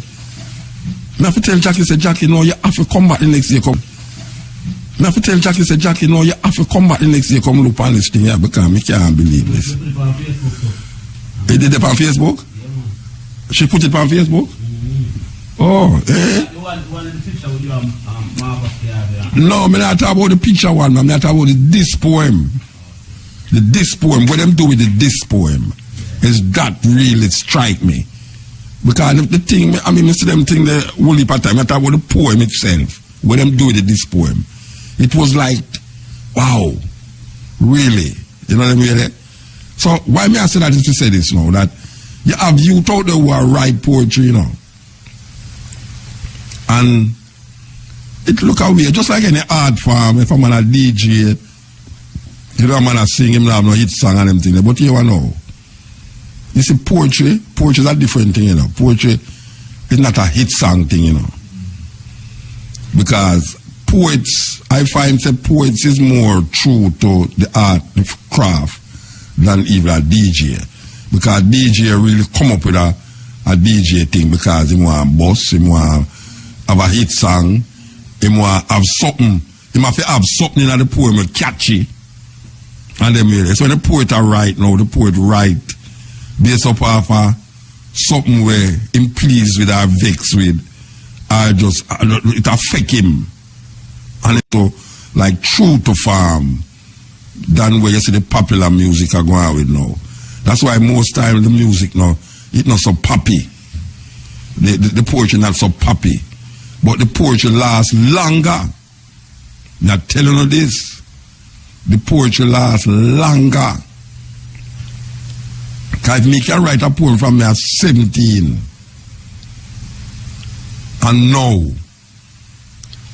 me say, me in my 60s as I know, and me I see it in a universities, what woman, I mean, me see it all over the place. I mean, the book, people are study, people are pass exam with the people are get them doctorate over it, people are get them PhD or fight and all them something like. And me I say, okay, our youth to understand how serious it is. How serious this thing is. So it might not look any way to you at the moment, but trust me, man, trust me, the poet is someone that is to be cherished in any village or any nation. Poets reflect the feeling, and every song is a poem too. Just like you put it to music and you sing it. This is the cutting edge. But apparently everybody knows this poem, don't they? It's amazing. So the art form live, man. Whether it's a singer, a DJ, a poet, a dancer, a actor, you have to excel if you be committed and true to the art form. And when I talk about now, on a monetary level, we are talking about now on inspiration. How you inspire people with your work. How you inspire people with what you do. That is really the serious part of the thing. We give thanks. We give thanks. When we started the program a while ago, we did talk about something where a virgin confront me with. And this is something where, this is a topic from the cutting edge start we have been examining and exploring. Bible and Christianity, you know, people, even Christians, I find most Christians, one of the biggest Christian apologists, Reverend Clinton Chisholm, with his friend Ian Bowen. We have had many a contact on the program, and I must tell you that the program that me and Clinton, the last program of me and Clinton Chisholm do,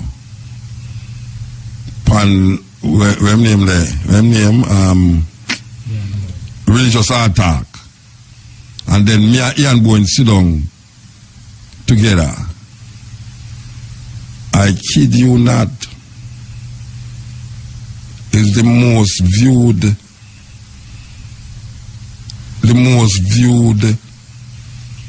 religious attack in a Ian Bowen's historical life.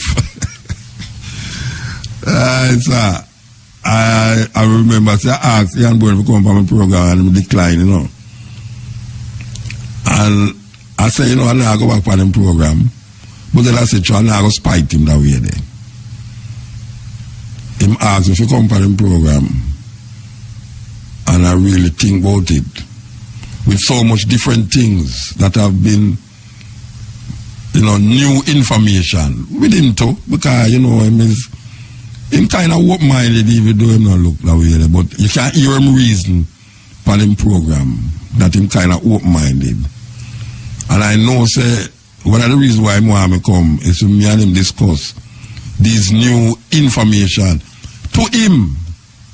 Because what him talk about is things when me talk about long time, but nobody know appreciate what me I say. Because them feel say me who's me, what authority am I speaking on? My authority is reading and having a critical mind. And I think, and I doubt. Some people afraid for doubt. Well, I am one of the biggest doubters. Because when I doubt, it leads me to go question things and examine things and come to conclusion about things through examination. So I don't really just doubt so. But I know say doubt lead me to other things. So Ian Boy now is a man where him not same doubt, but me know same doubt. Because me hear him reason upon the radio with other Christians. Me hear him reason. So him have some things where him have enough in mind. So me I go back on him program. With when me I tell him say, when me want to do, me not gonna make him decide when my Rastaman lick against me on him program. Yeah, so Rastaman go for the radio, go for the TV and lick against me. You have a bridge there, Rastaman Dito. Where the man talk some things all the time, you have to know about the rebellion bridge. Me say, when me do this bridge there? Why am I lick against me so? And then you have my next bridge, my dearly beloved bridge from up on the top of the hill, up on top of the mountain there. Fear God, Dermot, it make Durkos speak and lick against me, you know. I mean, I say, but Dermot make the man that turn him around and lick against me, so. I mean, Dermot a brethren. Me and Dermot a brethren, you know. But me not gonna make a man make me go up on the radio. And to be put more polite, a ballad, make me go up on the radio and lick against a Rastaman on the radio. No, man. If me want to lick against Rastaman, me know for lick against Rasta. But in terms of theology is something where people have to contend with in their life perpetually. A man that changing political persuasion, but in religion very difficult. But we in the Western world also is confronted with one religion that decide our thought and our behavior. And you have to come outside now yourself. You have to come outside of yourself to find, say, there's other ways of looking at things. And we as African people must reclaim our Africanness through spirituality. Because spirituality defines African people over the years. It's just that when we look at it, the most religious people them is very poor. And the people them who don't believe in any God is very rich. Most of them. So most countries now that you find is politically, economically and socially stable. Them not giving credence to this concept of God anymore. And I'm going to repeat it, you know. People must stop say, me's an atheist. And I hear Ian Boy say that on radio and I vex TV, but MUTA is an atheist. I don't know what to tell him after I'm done say that, because how you gonna label me here to show me not believe in a your God? Your God is your God. I don't believe in a your God. Your God tell me, say, slaves must be obedient to the master. I know that.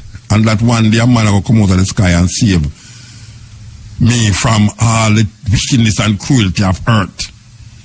And if I don't believe, I'm going to go in a fire burning for 1,000 years.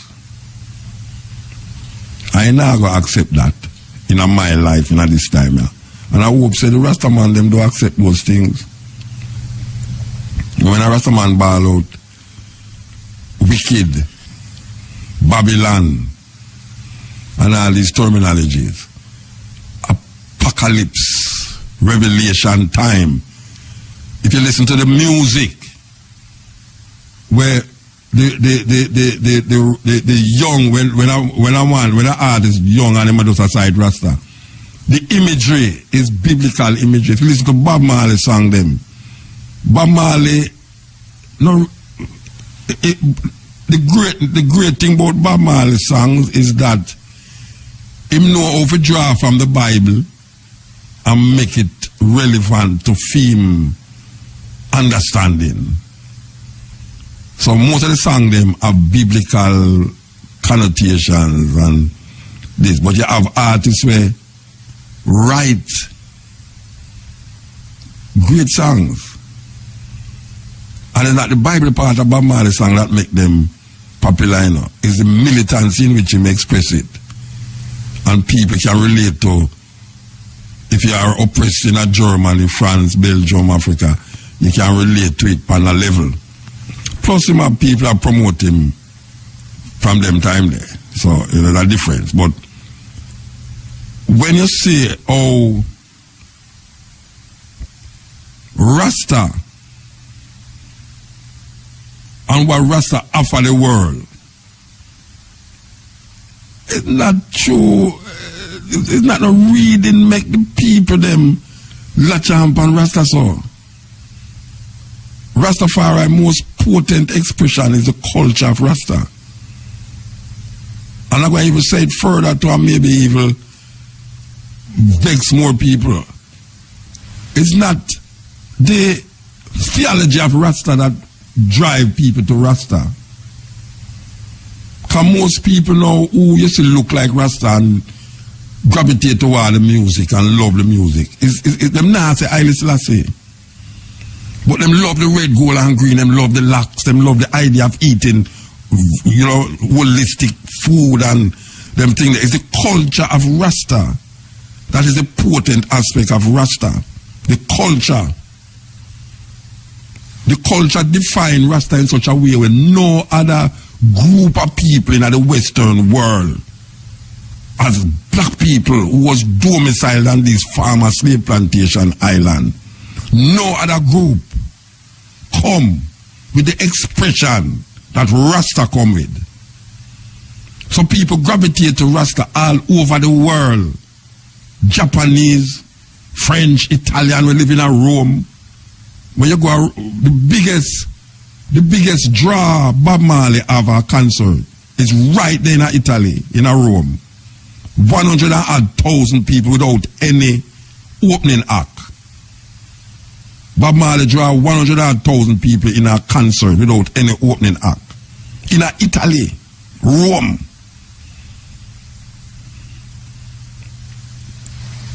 But you must understand, say, it's a culture that drive the thing to make it become what we call now international or universal. The theology.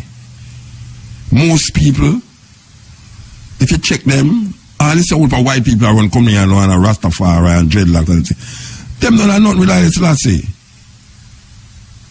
A whole heap of black American and people who come from England and Canada and demonst Rasta and do this Rasta, that. Well, if you sit down with them and have a good conversation with them, it's like them no want to tell you, but it's like it's in them say, all right, don't bring up the Selassie thing to me. That's what I'm saying, because Rasta is a force. But it's a part about Selassie now. Very presumptuous to say Selassie. I don't like hearing nobody talk about Selassie. It makes me, it's Haile Selassie, the first. But it's like them want to divert you. If you start to say, well, you see Haile Selassie now, and them don't want to hear about the part there. Them want to say, so, why you don't eat meat? Say, really? You don't hear that? Okay. What is the purpose of even in a school in Jamaica? If a teacher send out a student to find out about Rasta, the youth have a certain list of questions on the paper. And when them go to the youth, when them go to the person now, them say, all right, I'm going to ask you a question. What is the meaning of the red, gold, and green flag? Every Rasta walk with a rod. What is the meaning of the rod? I say, rod? I mean, I walk with no rod. I wish I never talk about. You know, it's like, okay, Rasta used to walk with rod a long time. But I don't see the Rasta walk with rod, you know. So I don't know if you can use that to identify Rasta as a rod. But because Rasta was so embedded in the Old Testament, Moses did walk with a rod. So Rasta decides, say, them are Moses too. So Rasta even go as far and say, Marcus Garvey is the black Moses. So what color Moses was? If Marcus Garvey is the black Moses, then the other Moses was what, white? You don't understand. Anyway, the rationale is that people gravitate towards Rastafari because of the culture.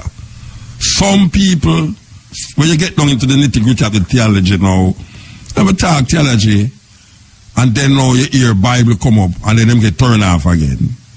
Because they know them are going to say, but all these people liberate themselves so, and still hold on upon something that enslaved black people in the Western world or so. And when you hear Rasta talk now about African retentive religions, you hear them demonize it, just like how the Christian them demonize it. So most Rasta don't want to hear about Yoruba. Most Rasta don't want to hear about Akan. Most Rasta don't want to hear about Voodoo. Most Rasta tell you about Obia. No one them demonize everything where Christian demonize, Rasta demonize it too. It's a weird thing. Because this is a group that's supposed to have it out against the oppression of the colonial masters through slavery. And we come here with that thing, you know, we come here with some things. We have retentive elements of Africanness that them take out Africa, but them couldn't take the Africa out away. And them beat way, and them torture the father in front of the mother. That the mother, when she get pregnant, she make her son become passive because she remember the torture where the father go through, so she don't want her son go through that torture. So in order not to make her son go through that torture now, she bring up the youth in a very passive way. And then they are the only place that we could have congregated freely is in the church. And even though some of us use the church to be a liberating force and an organizing force, most of us came out of the church like the European and the European mind, that when the Europeans leave and gone back to England and gone back to France, them left them religion totally embedded in a way that them not have it there. Them not have it there now if you lick you over your back again. Them put an ideology in our mind. And this ideology say, look you know, you can't save yourself. There's a white man who going to save you, but you have to believe in him. So a little youth come named Sizzler. You're the little youth say now. This little youth say, white man, God can't save you from white man oppression. White man, God can't save you from white man oppression. But them done have we night already. So the way we have a night now and them gone back to England now, you know. We now uphold the colonial masters way. More than how the colonial masters did uphold theme way. Because when we sit down and hear a white man in America say, America is a white country and black people shouldn't they there? Me I say, wow. The man you know the history of America. He didn't know say you have some people that run from religious persecution in Europe and end up in America. Call the pilgrims. And them gonna go see people and call them Red Indian. And massacre the Native American them. And take with them land. And the Mexican them. Who did have them land go straight to all of California and Texas. Them take with the Mexican them land. Call one part California, one part Texas, and the one where they further south, them call it Mexico. And you can't go across the border. That one man come and say, I'm going to build a wall. This is a white man now, you know. A white people now tell you, say, they're going to build a wall. To keep out the true owners or the true inhabitants of the land where them come capture. And if them don't present, them left something with you to make sure, say, them political, social, sexual, religious, economical structure stay in place. So when you change the political system, the hardest part is to change the religious system. And that is what all the people them. So black people is more religious now in the European concept of religion than how the European them take part in them own thing. Because them show that way and them realize that it served them purpose, you know. It served them purpose. It served them purpose. So now them say, no, you know, you say, uno niggas over there, so now. It's that we're going to use and we're going to control the other nigga them. So anytime you go out and them just quote a Bible part, you say, you know, the Bible say. And you get hold back because fear. Because that is what them control you with, you know, fear. Fear is the greatest thing that you can impose upon, is the weirdest thing you can impose upon somebody. The only fear is fear itself. Because in that death, there's no fear. Fear is worse than death. Because you're alive and you're in torment because you fear. Look at, don't go in the fridge, go take out nothing, you know, because God going to see you and punish you. That is why you tell the little picnic. The little picnic get up one night and he's hungry and he open the fridge. You just come catch him. I tell you not to go in the fridge, you know. What the Bible say? Thou shalt not steal. The people never steal. I'm own house, you know. I know somebody come in your house and hold you up and take everything out of the fridge. And you have fear. Fear of sex. Fear of money. Fear of religious rituals that was here with the African people them. And it's just fear all over the place. Everybody fear, but you know, man don't have no respect for human being because he says there's something greater than human being, and he prefer fear the unknown than fear the known. So you love God who you can't see, yet you can't love who you can see. That is the problem. How you going to love something you can't see? How you know what you can't see, love you? Because the Bible tell me so. I see a baby on the TV last night. A woman a complain. I don't know, them put the little baby. I don't know what kind of sickness that baby they have. The baby mouth swell big, son. She just disfigured, and the mother, look like them put the picture of the baby in the thing and spread it all over the place. And look like the mother never want the picture going. I mean, if me have a baby like that, I want the picture going on the paper. But it's like I don't know why them highlight this story upon the TV. And I turn to my lady and say, he says, that's why I'm not believing in this concept where them do about God, Because people tell me, say, God not do nothing imperfect. He's a perfect God. But look on the baby there. The baby born away there. You have people who are born with two heads. Them stick on one another. You have baby born and what them do? What them do for born away there? But yet you tell me, say, everything God make is perfect. So what kind of concept that you give me personally, who can think for myself?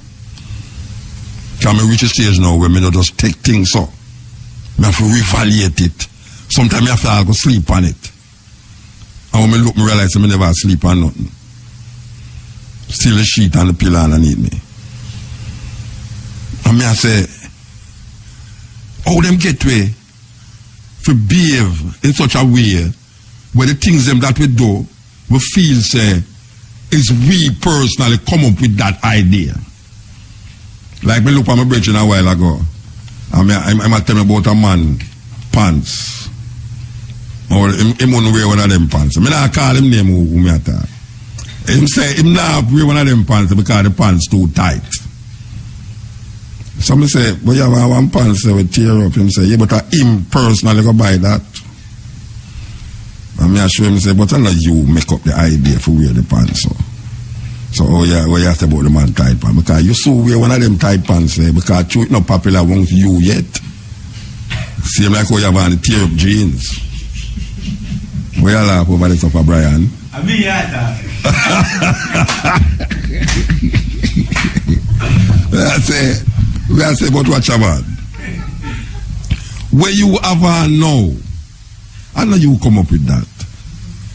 Somebody you go say, tear up jeans are weird now. That is the fad now. Tear up your clothes.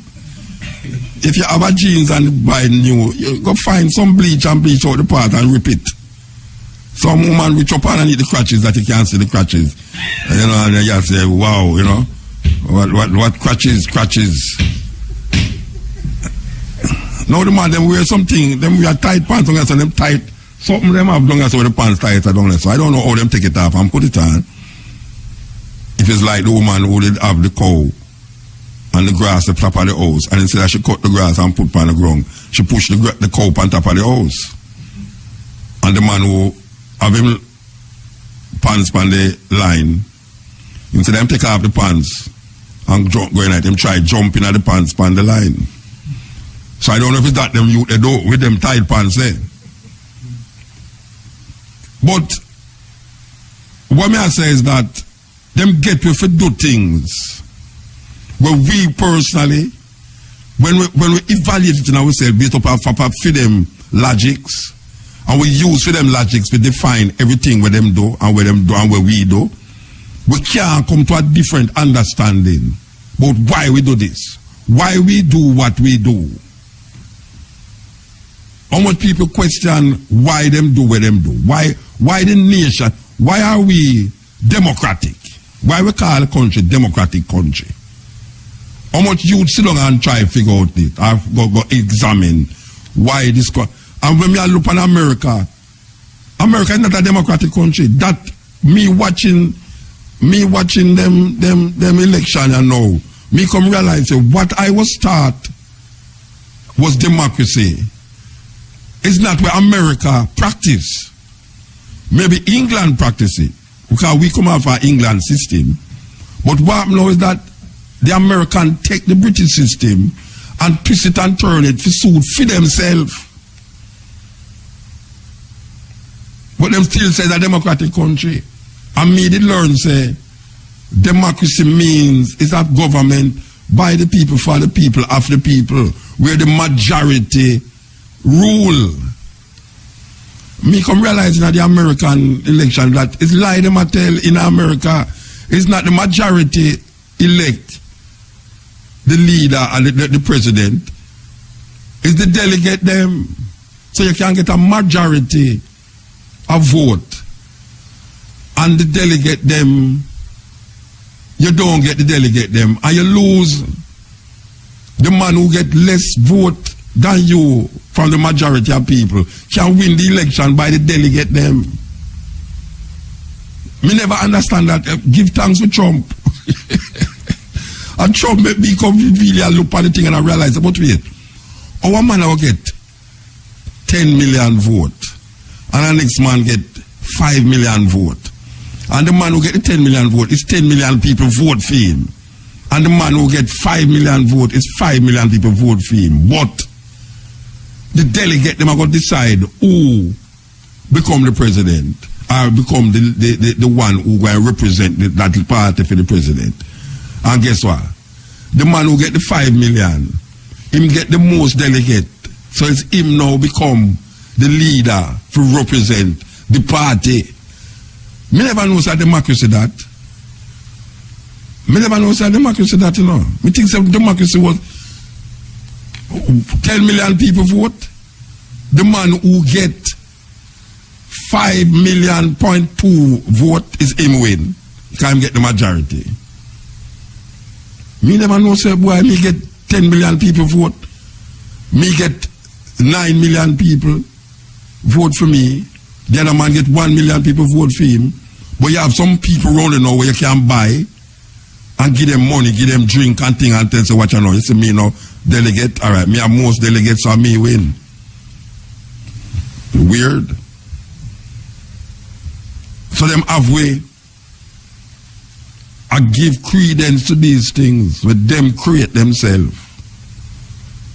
And when we start to create anything for ourselves, you say, tell me how you get that to be. Me say Emperor is the Almighty I. A man said, then how you get that? You think I'm going to show him the Bible? Me nah show him the Bible. And me say that. Every concept of God come from man. So if Leonard Oil come and say, watch a man. Hey, you have a king over there, so me nah worship the king, and my king there, see him there, and get to them door. Then put him in a Bellevue. And then put him in a prison, and then put him back in a Bellevue, and then put him in a prison, and all sort of things. Because I'm a madman, I'm going to say that, but I just lassie. Treason. But the other one, what if I think them try Leonard Oil for? Because Leonard Oil decides, say, him nah deal with for them thing. He going to create him own logics and him own space to define himself in upon this farmer slave plantation island. So we come here so now as caretaker, still domicile on this farmer slave plantation island. But because we grew up in a system and a society that give us these religious belief and a book to go with it, you can't think outside of that book. Because if you think outside of that book, you can't write. You're not in right. You're not on the right if you think outside of that book. Because that book is going to define who you are when you're alive and what will happen to you when you're dead. Some man assure you say, look, you know, you see when you dead, me know what happened to you when you dead, you know. Him never dead yet. But him know, him not say, I believe that when you die, this and this. Him say, no. Him say the Bible say that when you're dead, this and this and this and that happen. And you can't tell him say nothing can't go so because him don't know. Him say I don't have to know that. The Bible say that. The Bible is the word of God. I said, what the hell is this? What the hell is this now? I shouldn't even say what the hell is this, but a man going to tell me, say, when me dead, this and this is what happen. And me going to question him about it, and man tell me, say, why you questioning the word of God? Me not question God, as if me a question. How am I put himself and say me a question God? It's like him a say, my God. I say, no. It's you me a question. I say, but the word of God is the Bible. So what am to the Quran? Is that the word of God? One to the Bhagavad Gita. Is that the word of God? Where millions of people are used. Islam is the fastest rising religion on earth right now. And them use a book named the Quran. That was given to them by Muhammad, the prophet. And the millions of people who believe in the Quran say the Quran is the last testimony of Allah given to them by Muhammad. So the Bible, even though them draw from the Bible, because all of them father is Abraham, except Christian, because Christian draw from the Torah, according to what the Jews call it, but them don't give credence to the Torah, because them say for them brethren when them Jesus come and make the Torah now kind of null, but not null, because them won't go draw from it when they want to justify them belief in a for them Jesus. If you listen to where them attack, because Paul has set the tone for Christianity, and Paul never know nobody named Jesus. He won't go hear about him according to him own mouth in the Bible. He was traveling on him way to Damascus. I don't know if him have too much overnight food or cane juice or it spoil, and him get this revelation, and him gone now go stop kill Christians and start to defend them, just like Constantine, who decide where you think, where them for put in and where them for take out, who decide what must go in there, who must. Them say the Apocrypha, 13 books in the Bible was taken out because it's not inspired by God. Who do that? The Roman Catholic Church. The Roman Catholic Church decide where every other denomination think, believe and accept, even though them break away. But them use the same book. Then Rasta now. Rasta, a developer, a way of life. Because if you ask most Rasta, and all of this argument is about Rasta, you know. Because most of them is quoting from the Bible. It's not from no wisdom with them garner for themselves through experience. Most Rasta don't talk about them experience as Rasta. Most Rasta talk about them knowledge based upon a biblical interpretation. That is all Rasta, well, most Rasta who I know don't talk from experience. Them talk from biblical interpretation where define them knowledge and them interpretation of the Bible as it relates to Haile Selassie or Jesus Christ. And people find it fascinating. People find it fascinating because then now the man who scored the Bible, I'm going to look at you and say, if you say you're not a Christian, say, but don't Haile Selassie is a Christian? But I'm frightened to hear you say, yes, Haile Selassie is a Christian. Then I'm saying, then if Haile Selassie is a Christian, oh, why you not a Christian? And then now, if you're not a very free-thinking person, it stump you rightly so. It's like when a man say, God create you, and you say, God not create me, then he said, who create you? And then him say, I'm a mother, I'm a father. So who create my mother, I'm a father? I say, my grandfather. And him go right back and him say, so who create the first man? And him say, no, God create the first man. And then the question, you know, who create God? And then it stump him now. So it become problematic. So when the man look at you and tell you, no, but Haile Selassie is a Christian. So how come you're not a Christian? But Haile Selassie being a Christian don't have nothing for me personally. I mean, not talk about for every Rasta, but the Rasta them me grew up with. The Rasta them me come trod the Wissy jungle of Kingston, not Kingston, Westmoreland and Hanover and St. James and the mountains of St. Anne. Them don't know nothing about no Christian, nothing. That never have nothing to do with them saying Haile Selassie. It's not Haile Selassie being a Christian why Rasta come up and say he's Christian. Come up and say Haile Selassie.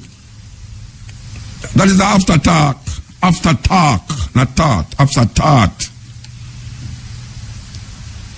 The idea of Haile Selassie being a Christian has nothing to do with the concept of Haile Selassie as it relates to Rastafari philosophy. The only reason right now that it make a difference now to a whole heap of Christian-minded Rastafari is because them start to read. So I'm to the man in a Cascade Mount in Hanover who can't read, but him a hear Haile Selassie in the sun, in the earth, in the wind, in the water, eat air and water, and him a live ital. And him now read, but him just a live. And you see a human being in him. Human being, him near to the earth. You see the first man in him. The force, the life, the divinity that he has searched for. You see it in him. And him transform that idea in himself. Not outside himself.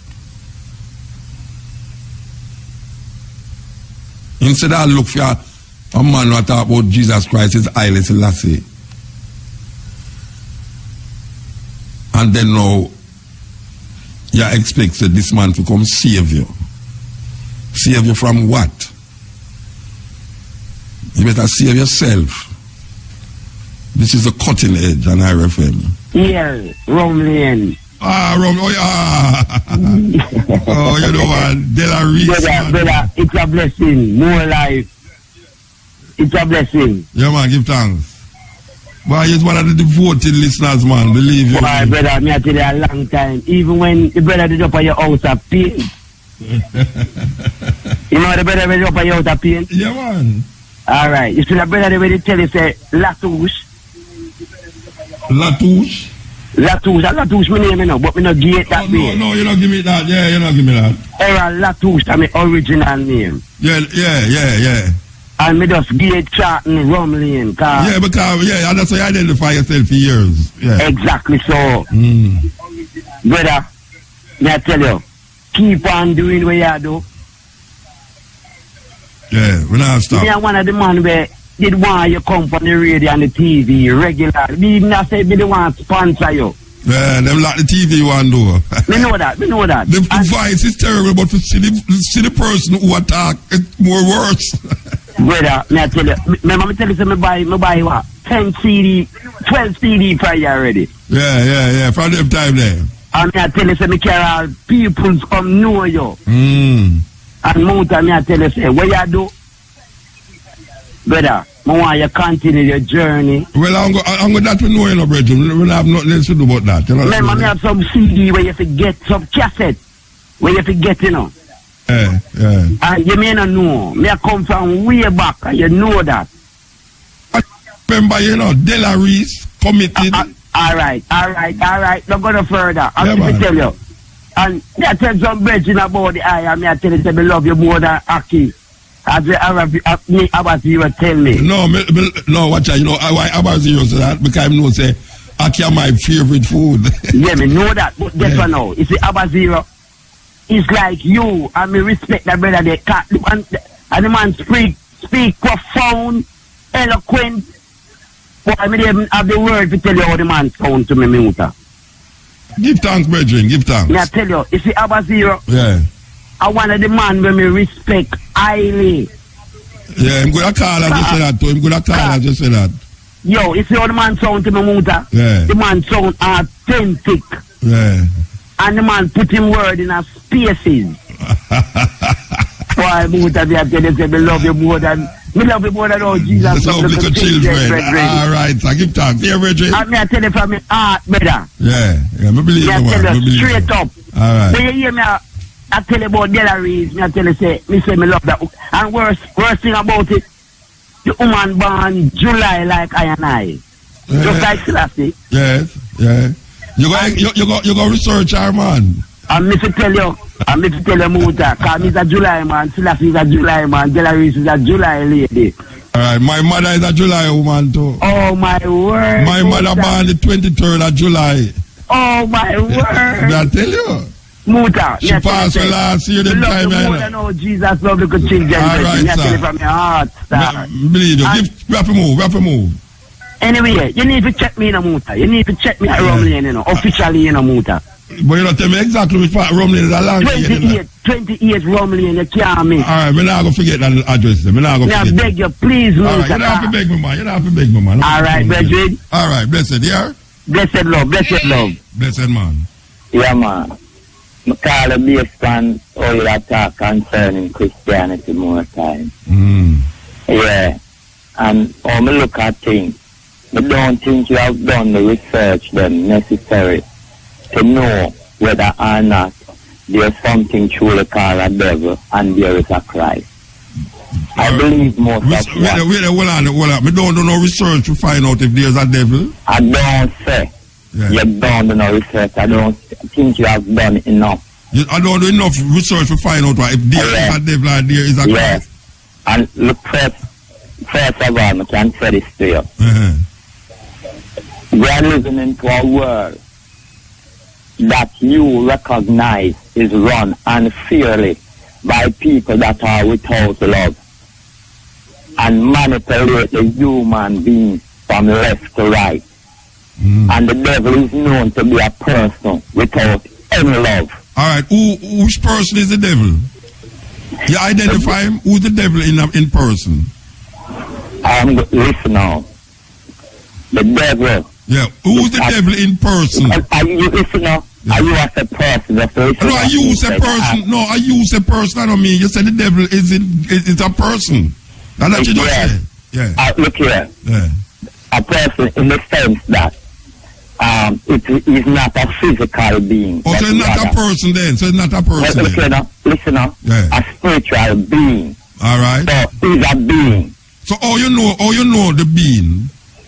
All right. Yeah. This is it.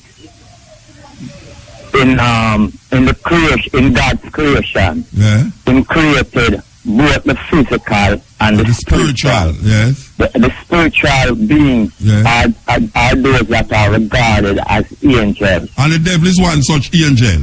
Yes, because all right, may I ask you a question? In the totality of angels, what happened? The devil and a lot depart from God's kingdom. Where you get that from? That is coming from the teaching of the Bible. Okay. But not only that, it is the teaching of the Bible. Yes. It's not a matter if you are speaking to a person who actually put these things to the test and to know if they actually exist. So I am not guessing anything here. All right. So when the devil manifests, or the devil manifests to you, this being, you say it's a being, right? I'm telling you here now. Listen. Yeah.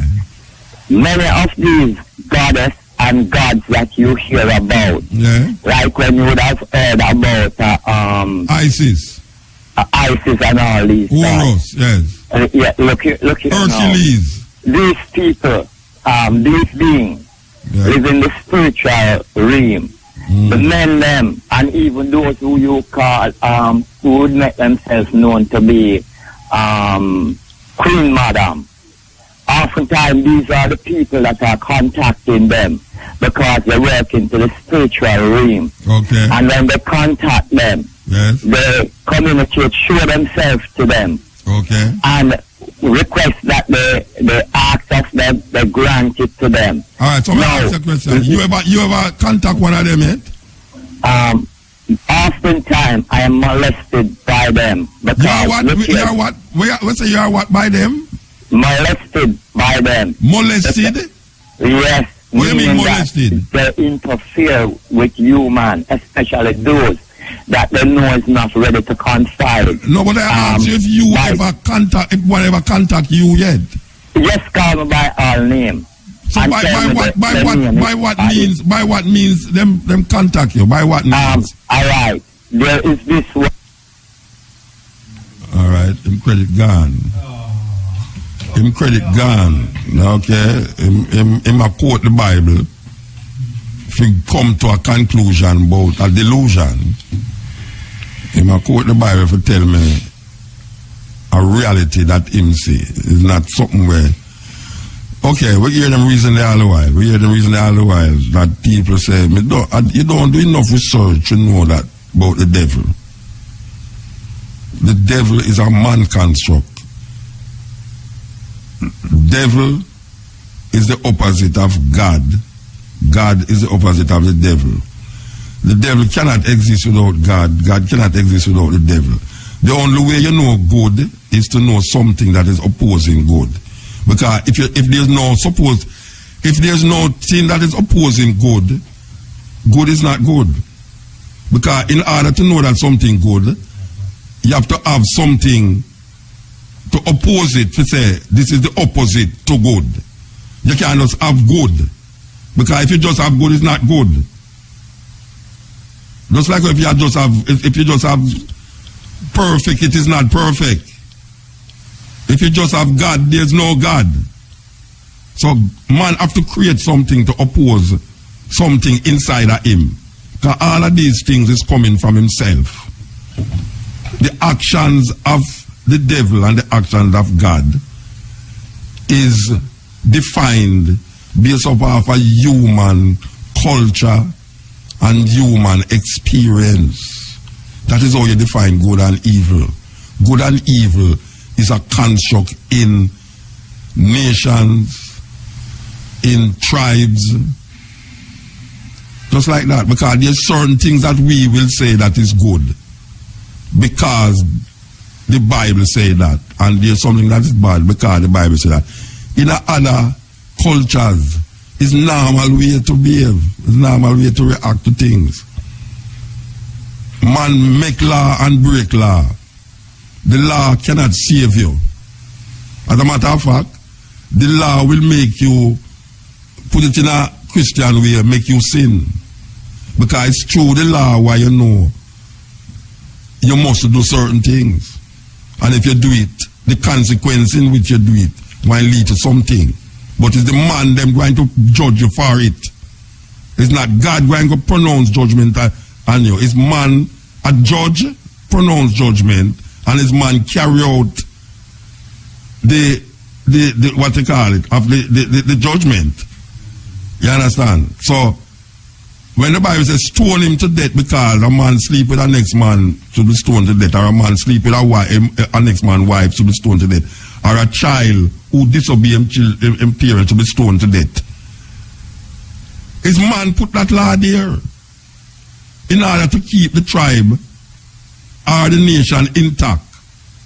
And then the consequence of him breaking that law is death. So his man going to stone him to death. So all of the things them that we are defining in the context of God and the devil is man.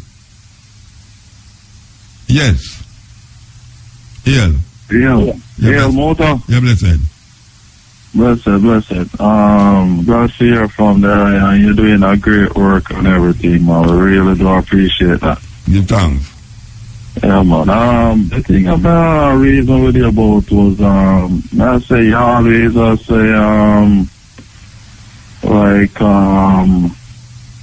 like afraid or a coward and them things when them used to put the woman them. In a slavery. Pregnant woman them. Yeah, they put them in front of the father. Yeah, they would have tied the father between two ass and beat the ass them and make the pregnant woman sit down in front of that and watch that. Yeah, so may I say in them thing there's like a turtle.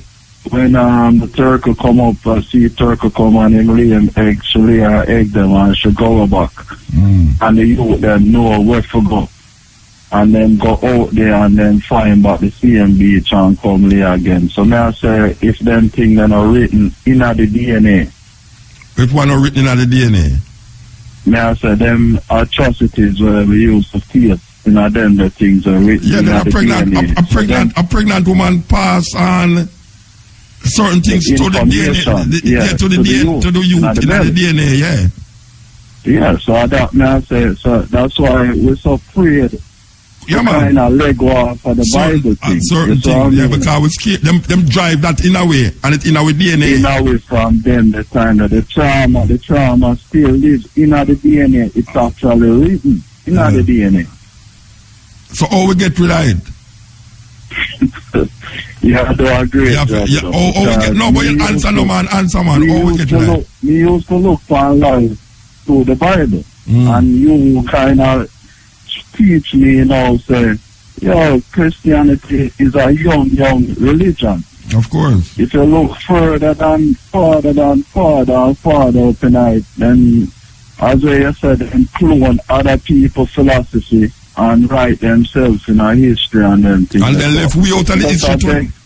But as I beg my black people, them and my brother, them and sister, them and everybody just go back and read further. And you will get the knowledge. Yeah. And if you're looking at science and them thing, then just look for it. As I say, everything that's on YouTube. All right. That's why I watch some video, man, and listen and hear where everybody else say, and then come to your understanding. You will kind of see where everything has come from. All right, I give thanks, Bridget. All right. And thanks, MUTA. Blessings. Yeah, man. Take care. Excellent work we are doing. And blessings. Take care of yourself. Yeah. You know, there's a story, about Jesus who carried the cross. And in the middle of the story, them put a man in the name Simon of Cyrene. Now, I watch a movie the other day, with the same Jesus who carried the cross, You saw them put Simon of Cyrene, it's a black man, It's a black man. Them say, you go help him with the cross. So, Jesus is a white man. The man who help him with the cross is a black man. So I supposed to feel good now, as a black person. So see there, black people redeem themselves because they might help Jesus with the cross. But here's the problem with the story now. The problem with the story is that if you read the gospel, two of them have the story totally different. One say it's Jesus alone carry the cross. And the other one say, in the middle of this thing, a man named Simon of Cyrene help him. So them have a thing about Simon of Cyrene, that gospel song that people jump up and think about. One man say, Jesus alone bear the cross to Calvary. And the next man, in the same, Matthew, Mark, Luke, and John say, is Simon of Cyrene. Help him. So who must believe now? How can a story be so far from one another? If you are watch this thing, there's no way you are watch this thing and don't see a man help him, or never help him. So just think about that now. If one man writes say a man help Jesus to carry the cross, and the next man writes says him alone, you try to tell me say no, the man who see him and say no man never help him, it's because him did at the beginning at the race. And him never say, don't at the bottom because maybe him did want to go buy, him did thirst and him want to drink some water. So him never get to come back. And she say, down the lane is another man take the cross from him and walk with it, go down there so. Because I have to think like the Christian them too, Because so the Christian them are thinking, so maybe Matthew did see him at the beginning and Mark did see him at the end. So when them say, one man says him alone carry the cross, maybe him never did really did it when Matthew see him when the man take the cross and carry him. But there's so much disparities in the story them that a man like Paul now, who the book is centered around, him no mention nothing about no Mary. Him no mention nothing about Jesus more than what him a make up, Everything what Paul talk about is either he make it up or him hear somebody talk about it. Him personally never have no experience with this man. And him a write the gospel, film letter them as it relate to Europeans. And then him change around everything where the Jews them, where people call now Judaism, him change around everything where Judaism represent. For suit what them call the Gentiles. The Gentiles is really the Greeks and the Roman them. So Paul did a right for the European them. And in order to make them come to where him wants, him have to change up a whole heap of the Jewish culture. Like all circumcision, him start to say, circumcision is not physical, but it's not of the flesh, but it's of the heart. So he might get a different interpretation now of the Jewish tradition, It's like one man that come now say you don't have to dread to be a Rasta, like, wow, Maybe him should have really say, not because you dread you is a Rasta. Which would have really make more sense to me if they say, not because you dread you is a Rasta, but they say that you do have to dread to be a Rasta, which the man was singing dread. All of them was singing have locks on them head. So it's if you them father too, have locks on them, and the brother them and the sister them, all of them have locks on them head. So you want to know why them locks then if you don't have a dread to be a Rasta. Because locks must have to play a part in the whole perception and perspective of the whole thing. So Paul now is a man now where him about design a Christian belief system where him put to the Europeans them in order to facilitate for them believe in a film Jewish thinking. But it's not a Jewish thinking them give them, a film thinking them give them. Because everything where I say totally wipe where the culture of where him come see. Because him used to kill people, and them get converted. And when them get converted now, he might try to show you say, but them things that what them talk about. That have nothing to do with nothing. That have nothing to do with nothing, So you don't make him tell you nothing about circumcision and them something. You don't have to circumcise and all them something. I mean, really, it's part of culture. It's a cultural thing. So the culture is what defines the people them, and then come and turn on the culture. Yes, cutting edge. Yes, MUTA. What you do, man? Good. Today is a day very important, the 19th, because the anniversary of Malcolm X. Yes. Birthday. Yeah. Who was born 1925 in Omaha, Nebraska. We don't want to do that tomorrow upon the stepping wheel still. Okay, well, you say it still. Yeah, Malcolm is so important to me because it was while going to Kingston Technical. Yeah, important to me. And I read in the autobiography, and of course it was at that time when Black Power books, as them call it, were banned, and that was one of the banned books. That was what got me conscious and aware to become a Pan-Africanist. And that changed me too. Reading the autobiography of Malcolm X and then go listen to Comrie with the message to the grassroots, Malcolm X message to the grassroots. That changed me totally. Yes, with the album, the LP that he brought from London. But it was that book, the autobiography of Malcolm X, that made me a Gaviite, meaning a Pan-Africanist. Me too, Bridget. Me too, yeah. Yes, and of course, you and I and others who used to read Claude Bourne from Mountain View, Bush, Burt and others, Harold Smith, that's Savage from Franklin Town. When we were reading it, we could have been arrested, locked up. Well, my mother have to show them. As we know, you used to put Mills and Boone. Cover upon them. Tear out the real cover and put the Mills and Boone jacket upon them. Yes, so all honor to, Malcolm brother X. Malcolm X, I mean, and every time, and of course, Marcus Garvey Jr. then a technical and with the party, the African Nationalist Union, every time. And the Christians won't leave you alone. No, them not left me, man. Them love me, man.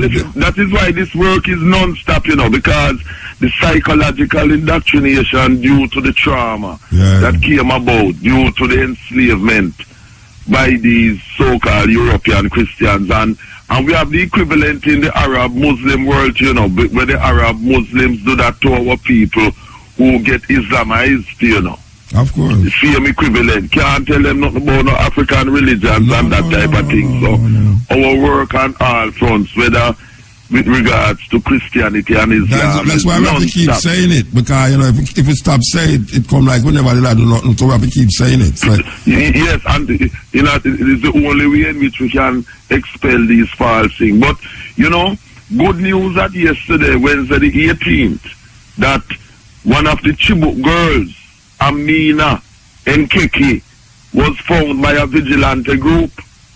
Yeah, the Boko Haram. Yes, after over 2 years, and she have to find her with a 4-month-old baby.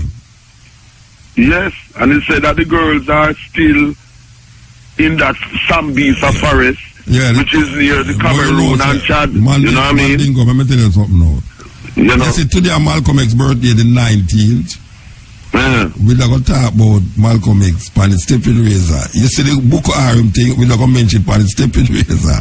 So right now, like you pre-thing with the program, you link on to something. Me I do a pre-release. Today Malcolm X's birthday, or today Thursday. So today I know Thursday. Yes, so that really never work. We don't tell the people about Malcolm X the day. Yeah. Anyway, well, I leave you for. Well, just look at it as a sneak preview of what you're gonna hear people on the stepping razor later, where the razor blade gonna cut away the drop. And a razor blade. And cut away the rank. It's a guillotine. And so on. It's a guillotine. And a razor is a guillotine. It's a guillotine. Yeah. All right. Revolutionary guillotine. All right, Reggie. Yeah, well, give time. Hello, is this MUTABARUKA? Yeah, this is MUTABARUKA. Hi, this is Alicia Davis calling from the United States. Okay. I talked to you last week. Yes, I remember. I told you to call today. Yes, you told me to call today to share my poem, my Black Empowerment poem. Okay. Is now a good time? Yeah, man. Yeah, definitely. Okay, thank you so much. Thank you so much. I wanted to give a shout out, if it's okay, to Lindsay, who was my tour guide when me and my husband went to Jamaica 3 weeks ago. And he told me all about you and your show and everything. And he's the one that suggested that I call. So I just want to say thanks, Lindsay, if you're listening. But the name of the poem is Black on Purpose. I have finally figured this whole thing out. And you know exactly what I'm talking about. I know a reason why I'm here. And why I don't have to live my life in fear. I'm talking about the reason I had to break out of confinement to get busy on my divine assignment. But first, I had to search beneath the surface to know that God made me black on purpose. And this is all about me being black. I had a life that was full of struggle and pain. So God put the blood of warriors in my veins. This is what he had to do so that I could make it through. And I made it. When I hit rock bottom, I didn't stop. I pressed on towards victory, and I made it to the top. Oh, no, it's not me that's putting our ancestors to shame. Because just like them, I overcame, and I'm telling you that God made me black on purpose. Do you realize that our ancestors were our family? They look like you, and they look like me. I could have been born into any other race, but I'm black. And oh no, I wasn't born those years that our people were ahead, because all of that wealth and royalty were going straight to my head. And God knew about my rebellious ways, so he spared me from those slavery days. But I was born on this side of the timeline to remind my people that they still can shine. God made me black on purpose. He made me black to help bring us back to the place where we were proud of our race, because we have been smothering our greatness with fakeness. To honor society's melting pot, we have to blend in and compromise all that we've got. And I don't know about you, but I can't hide myself any longer when my history has made me stronger. And that light that you have, I know why you don't show it. It's because your great-great-grandfather was a king, but you just don't know it, do you? It even took me a while to realize that my hair and my skin, they are truly a prize. This is what an overcomer looks like. Just think about our hair. God made our hair coil to absorb the hot sun. We were physically equipped for slavery centuries before it begun, and God even allowed that on purpose too.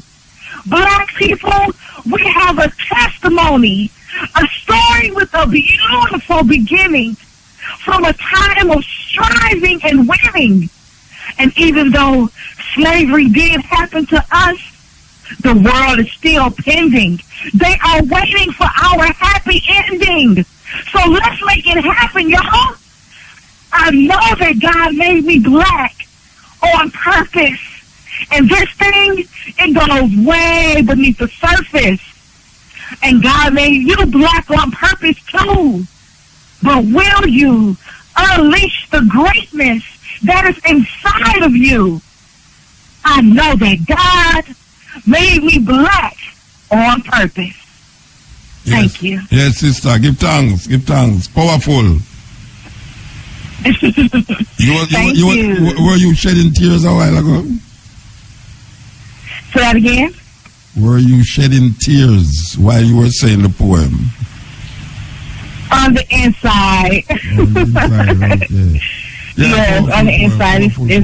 It's very close to me. The poem is very close to me. So you have a book out? I'm sorry? You have a book? You have a poetry book? Yes. I have a book. The title of the book is The Sky Is Not the Limit, a book of empowering poetry. Okay. And you can go to my website, AliciaDavis.com, and the link to Amazon and, all my social media is on my website. Okay. All right. Well, give thanks. Give thanks. Give thanks for cheering. Give thanks for cheering. Thank you for allowing me to share. All right, give thanks. Yes, Alicia Davis, the sister say, poems can heal. Yeah, man. You want to talk to me that you and look, last week Thursday I'm coming from doctor, me that you and look man from the program about the sugar thing there, huh? Sugar, you have sugar? Urban, you have sugar? You have sugar? Yeah, man. So where you take feed? Me buy that thing, but me go back to tell and get on play when I come in here, man not talk about it, but me ain't get see. Yeah, well, I'm going to call tomorrow. I'm going to call later. Alright, I want to see him get some credit. So where you look on, you have an internet, you have a computer? No. Okay, alright. Maybe him call tomorrow. All right? So you say rum and the weed can work too? No, I don't know about that, you know, Bridget. I'm not a doctor and I can't tell you that. If rum and weed can work. I don't drink rum and I don't smoke herb, so I don't know. All right. Yeah, blessed. All right. Run out. Yeah, but you still need to know. Yeah, anyway, me was speaking about this religion thing, about Christianity. Look at what you need to look at. I am going to tell you some important figure that didn't even know these things were happening. There's an former FBI agent by the name of Ted Gunderson. Ted Gunderson has 100 men, 700 and odd men working underneath him. When Ted Gunderson was going to come to the reality that devil does exist and that witches and all these things were really a very a stronghold in the country, and that governments up there are involved in what is called aliens and all these things, is when he was asked to investigate a case that the American government have a man held for the murder of his wife, that these people who were supporting him suspect that from some here are the sent men to kill the wife and to blame him falsely and had him in prison. So they sent Ted Gunderson to investigate, and he told them that if he found out that he killed his wife in truth, he would no longer continue the case. Well, he found out that the man is innocent. Now, there's also one by the name of Phil Scheider. Phil Scheider is a geologist. All right, hold on, Bridget, hold on. Because you go through 1,000,001 people now. Let me ask you a question. Yes. You read about them things there, right? Yes, I'm watching the documentary. So may I ask you now? Yeah. About the devil thing where you're talking about now. You ever see this being yet? You personally ever see the being yet? Not him in person, but other more demonic spirit. No, you talk, no, but you don't tell me, say, me no have no, me lack information about the devil. Yeah. Originally, you tell me, say, me lack information about it. So may I ask you a question now? You ever see the devil yet? You ever see the devil yet? Not him in person, but other beings that work with him. Oh, so you say, so all the beings them stay. Give me a all right. Show me how them look. How them look. Look here. If you see the movie that is called Clash of the Titans. No, Brethren, don't ask about I don't ask about no movie, man. Because you don't have much time, you know. Just tell me. The beings them where you see will represent the devil. So tell me how them look. I don't see no Clash of the Titans. You explain to me. Comes into it. Yeah, but I don't see Clash of the Titans, so you have to explain to me how them level them look. Her name is Aphrodite. And look here. When I saw her, she was nude. You see her personally. Yes, you know, Aphrodite is a Greek mythology. Yeah. And you see her. And she had a black one with a black hair because her hair is blonde. And the black hair one. Where you see this? Which part you see? Which part you see and see it? All right. In the spiritual realm. Oh, you're going to the spiritual realm and see a Greek mythology, something where never did exist. Look here, hold on here. Because the way you're taking it is, if you put it that way. I put it that way. It's a story. It's like, you know, you never have no spider with talk. Look here now, hold on now. You believe in a brother Nancy? Look here now. No, please hold on. No, may I ask you, don't please hold on the time ago. You believe in a brother Nancy? Look here now, those are ignorance you bring to me. Brother Nancy are ignorant. Brother Nancy are ignorant with Aphrodite is no ignorance. Look here now, I am trying to tell you something. Yeah, well, I ask you. I believe, alright, Brother Nancy never exists. Brother Nancy never exists. Brother Nancy did exist. Look here now. No, don't tell me what look here, that's not a TV we are talking about. No, I want to avoid. No, but you see, you want to talk about the whole program and me not to say nothing. Time is going. Yeah, but you want to talk the whole time. I want to be practical in my reason. No, but you're not practical. You tell me about, you say Aphrodite, and me I tell you, ask you about Brother Nancy now. Look here now. You know why my reason. You know why reason. Ask you this question. You know why reason. Which is not natural, which is logical, for you to stay there and to assume by way of thinking that I am not seeing what I am seeing. No, I never asked. I am saying that I am seeing something. You are saying on the other hand. So I asked you. Illusion. No, but I asked you if Brother Nancy, if you know about Brother Nancy. Brother Nancy is a fictitious story. Okay, and that may show you, but Aphrodite is not a fiction. No, because it's a real thing. There are lots. Look here now, the proof and the religion. No, but you prove Aphrodite. You prove my point where I always say that when it come on to African things, it's a foolish thing, but when it come on to European things, it's a real thing. I don't know how to argue about you and that, because you're just actually saying something there. You just tell me say Aphrodite is that, you say Aphrodite, but you say Brother Nancy is a fool for something. Look here now, lot of the things that why you keep look here now, look here now. It is a contradiction. Because yeah, African contradiction, but the European no contradiction. I see you take up the watch sticker sign. The European no contradiction. And you are endorsing the watch sticker sign, and the watch sticker sign goes straight back into what is called devil worship, and you don't know that. Where you get to the watch sticker sign is a devil worship? Where you get that from? Look here. Where you get to the swastika is a devil worship? Where you get it from?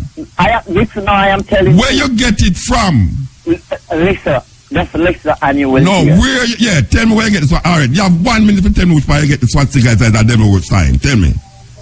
Lots of these religious signs. Tell me about the swastika. The swastika sign is not a religious sign. So tell me what the swastika is a devil worship. I'm saying to you. Yeah. Lots of these signs that you are seeing that is affiliated with astrology. What about astrology? Brethren, I'm going to lock you off. You know what I'm going to lock you off? Tell me where you get said the swastika is a devil sign. Where you get it from? Because, look here. Where you must look here? Many of the literature. Brethren. Hold on now. Tell me where you get say the swastika is a devil sign. Where you get it from? Where you get that information from? Look here, it is coming from lots of religious practices that entails devil. You will find it in Hinduism. You will find Hinduism is a devil thing. If Hinduism is a devil thing. Of course, we question all these things. Hinduism is a devil thing? Yes. Tell me why is it a devil thing? So everything else is a devil thing, but Christianity is not a devil thing? No. Okay. Look here. So the ankh is a devil thing. The ankh is a devil thing, right? Look here now. The swastika is a devil thing. The eye of Horus is a devil thing, don't it? Look here now. The eye of Horus is a devil thing. Yeah, man. The cross is not a devil thing, though. The cross is not a devil thing. The cross is not a devil thing. May I ask if the cross is a devil thing? If the cross? The cross. Is a devil thing? This is about the cross now, because there are many crosses. No, you sound like a crosses to me. So may I ask you? MUTA, I am not tracing with you. No, me not tracing. I know too much to be tracing. All right, may I ask you? The cross, where them put your Jesus pan. May I ask if it's a devil thing? No. So who create the cross where them put Jesus pan? Hold on now. May I try answer you? Who create the cross where them put Jesus pan? Who create it? Hold on now. There are lots of crosses. Me talk about the one where them put your Jesus pan. Let me answer that already. Me not tell him no. No. I never tell him no, wait no man. Who create the cross where them put your Jesus pan? Who make it? Who create it? All that cross came in is during its crucifixion. Yeah. It's during its crucifixion. So the cross has always been worked as a symbol, a reminder that this man who came. Brethren. Gave his life. You hear what I ask you? Yeah. Alright, repeat what I ask you. You asked me whether Jesus Christ, what about it, where it come from and things like that. Who create the cross where them put your Jesus pan? Who create it? Look here. Who make it? Who come to I don't know about who creating the cross and all these things. What I do know about the cross is that the Roman soldier crucified Christ on a cross. Yeah, but it's not only Jesus Christ them put but it's not only him them put on a cross. Everybody who them put them the cross is like a hangman nose. The Messiah would be significant above the rest of them. Above which rest of which where? Who? Whosoever else were on cross at the time. So let me ask you a question now. Alright. So Brother Nancy is a fiction, but Aphrodite, which part of the Bible Aphrodite is there? Aphrodite. Yeah, which part of the Bible you say Aphrodite? Look here now. Don't tell me about look here. Which part of the Bible you say Aphrodite?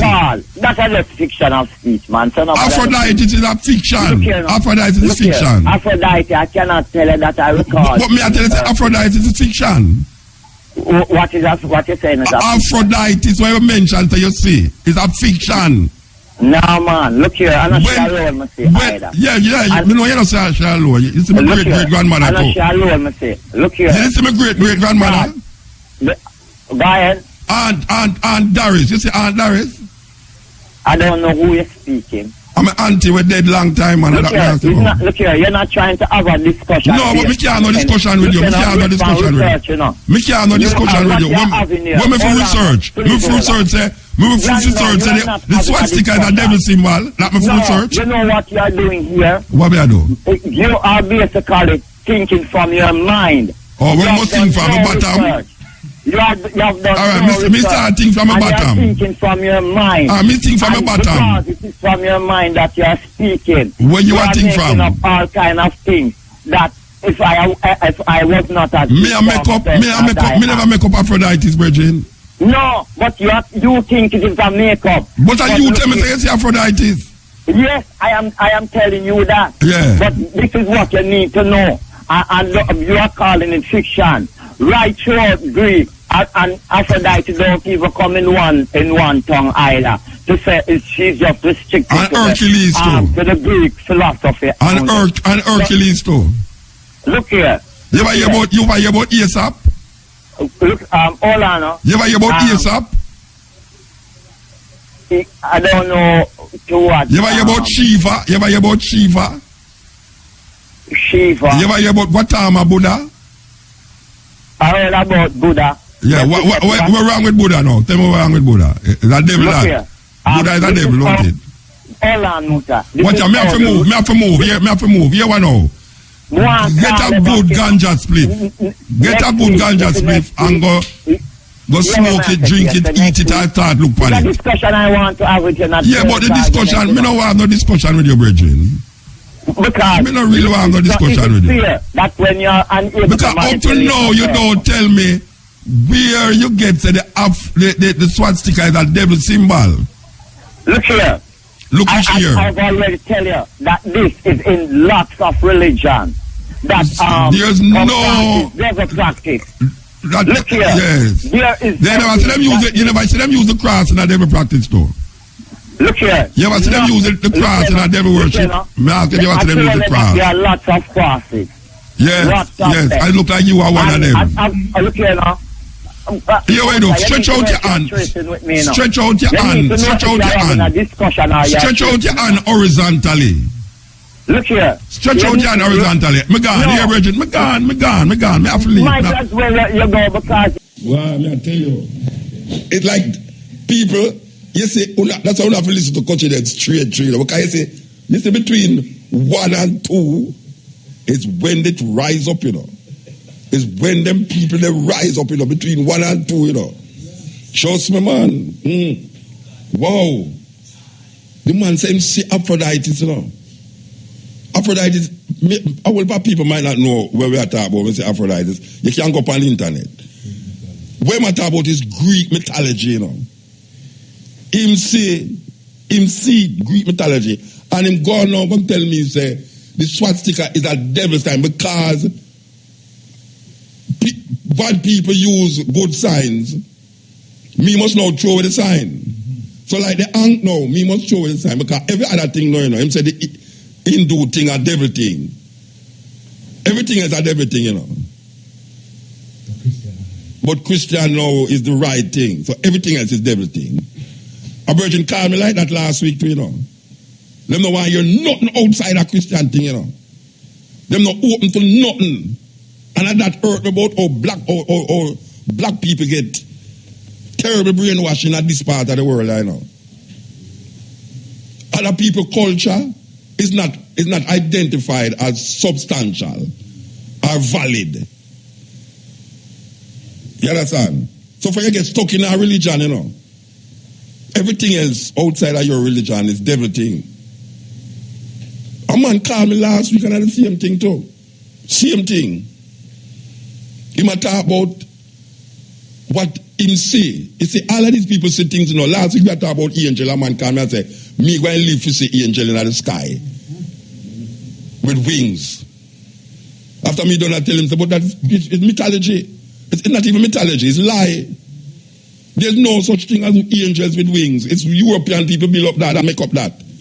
No, him come now with the same European talking. It's European make up Aphrodite. The Gargan, Medusa, all them things that my mother make me know about them something there. Medusa, the woman who have a whole heap of snake in her head. And the only way you could get rid of her is make sure see her own image in the mirror. So the bread, if you try to get rid of her, because when she touch you, when you look on her, you turn stone. There are no real something that, It's mythology. When you look at Medusa, if you stare upon her, you turn to stone. Or you're going to get rid of her. A guy just come with a mirror and make she see herself. And she turn to stone and get rid of her. That is not real. It's mythology. Neptune is mythology. Apollo is mythology. Cupid with a little arrow through love heart is a mythology. It's how people use things to describe certain things in a them space, in a them community, in a them environment. Them use images.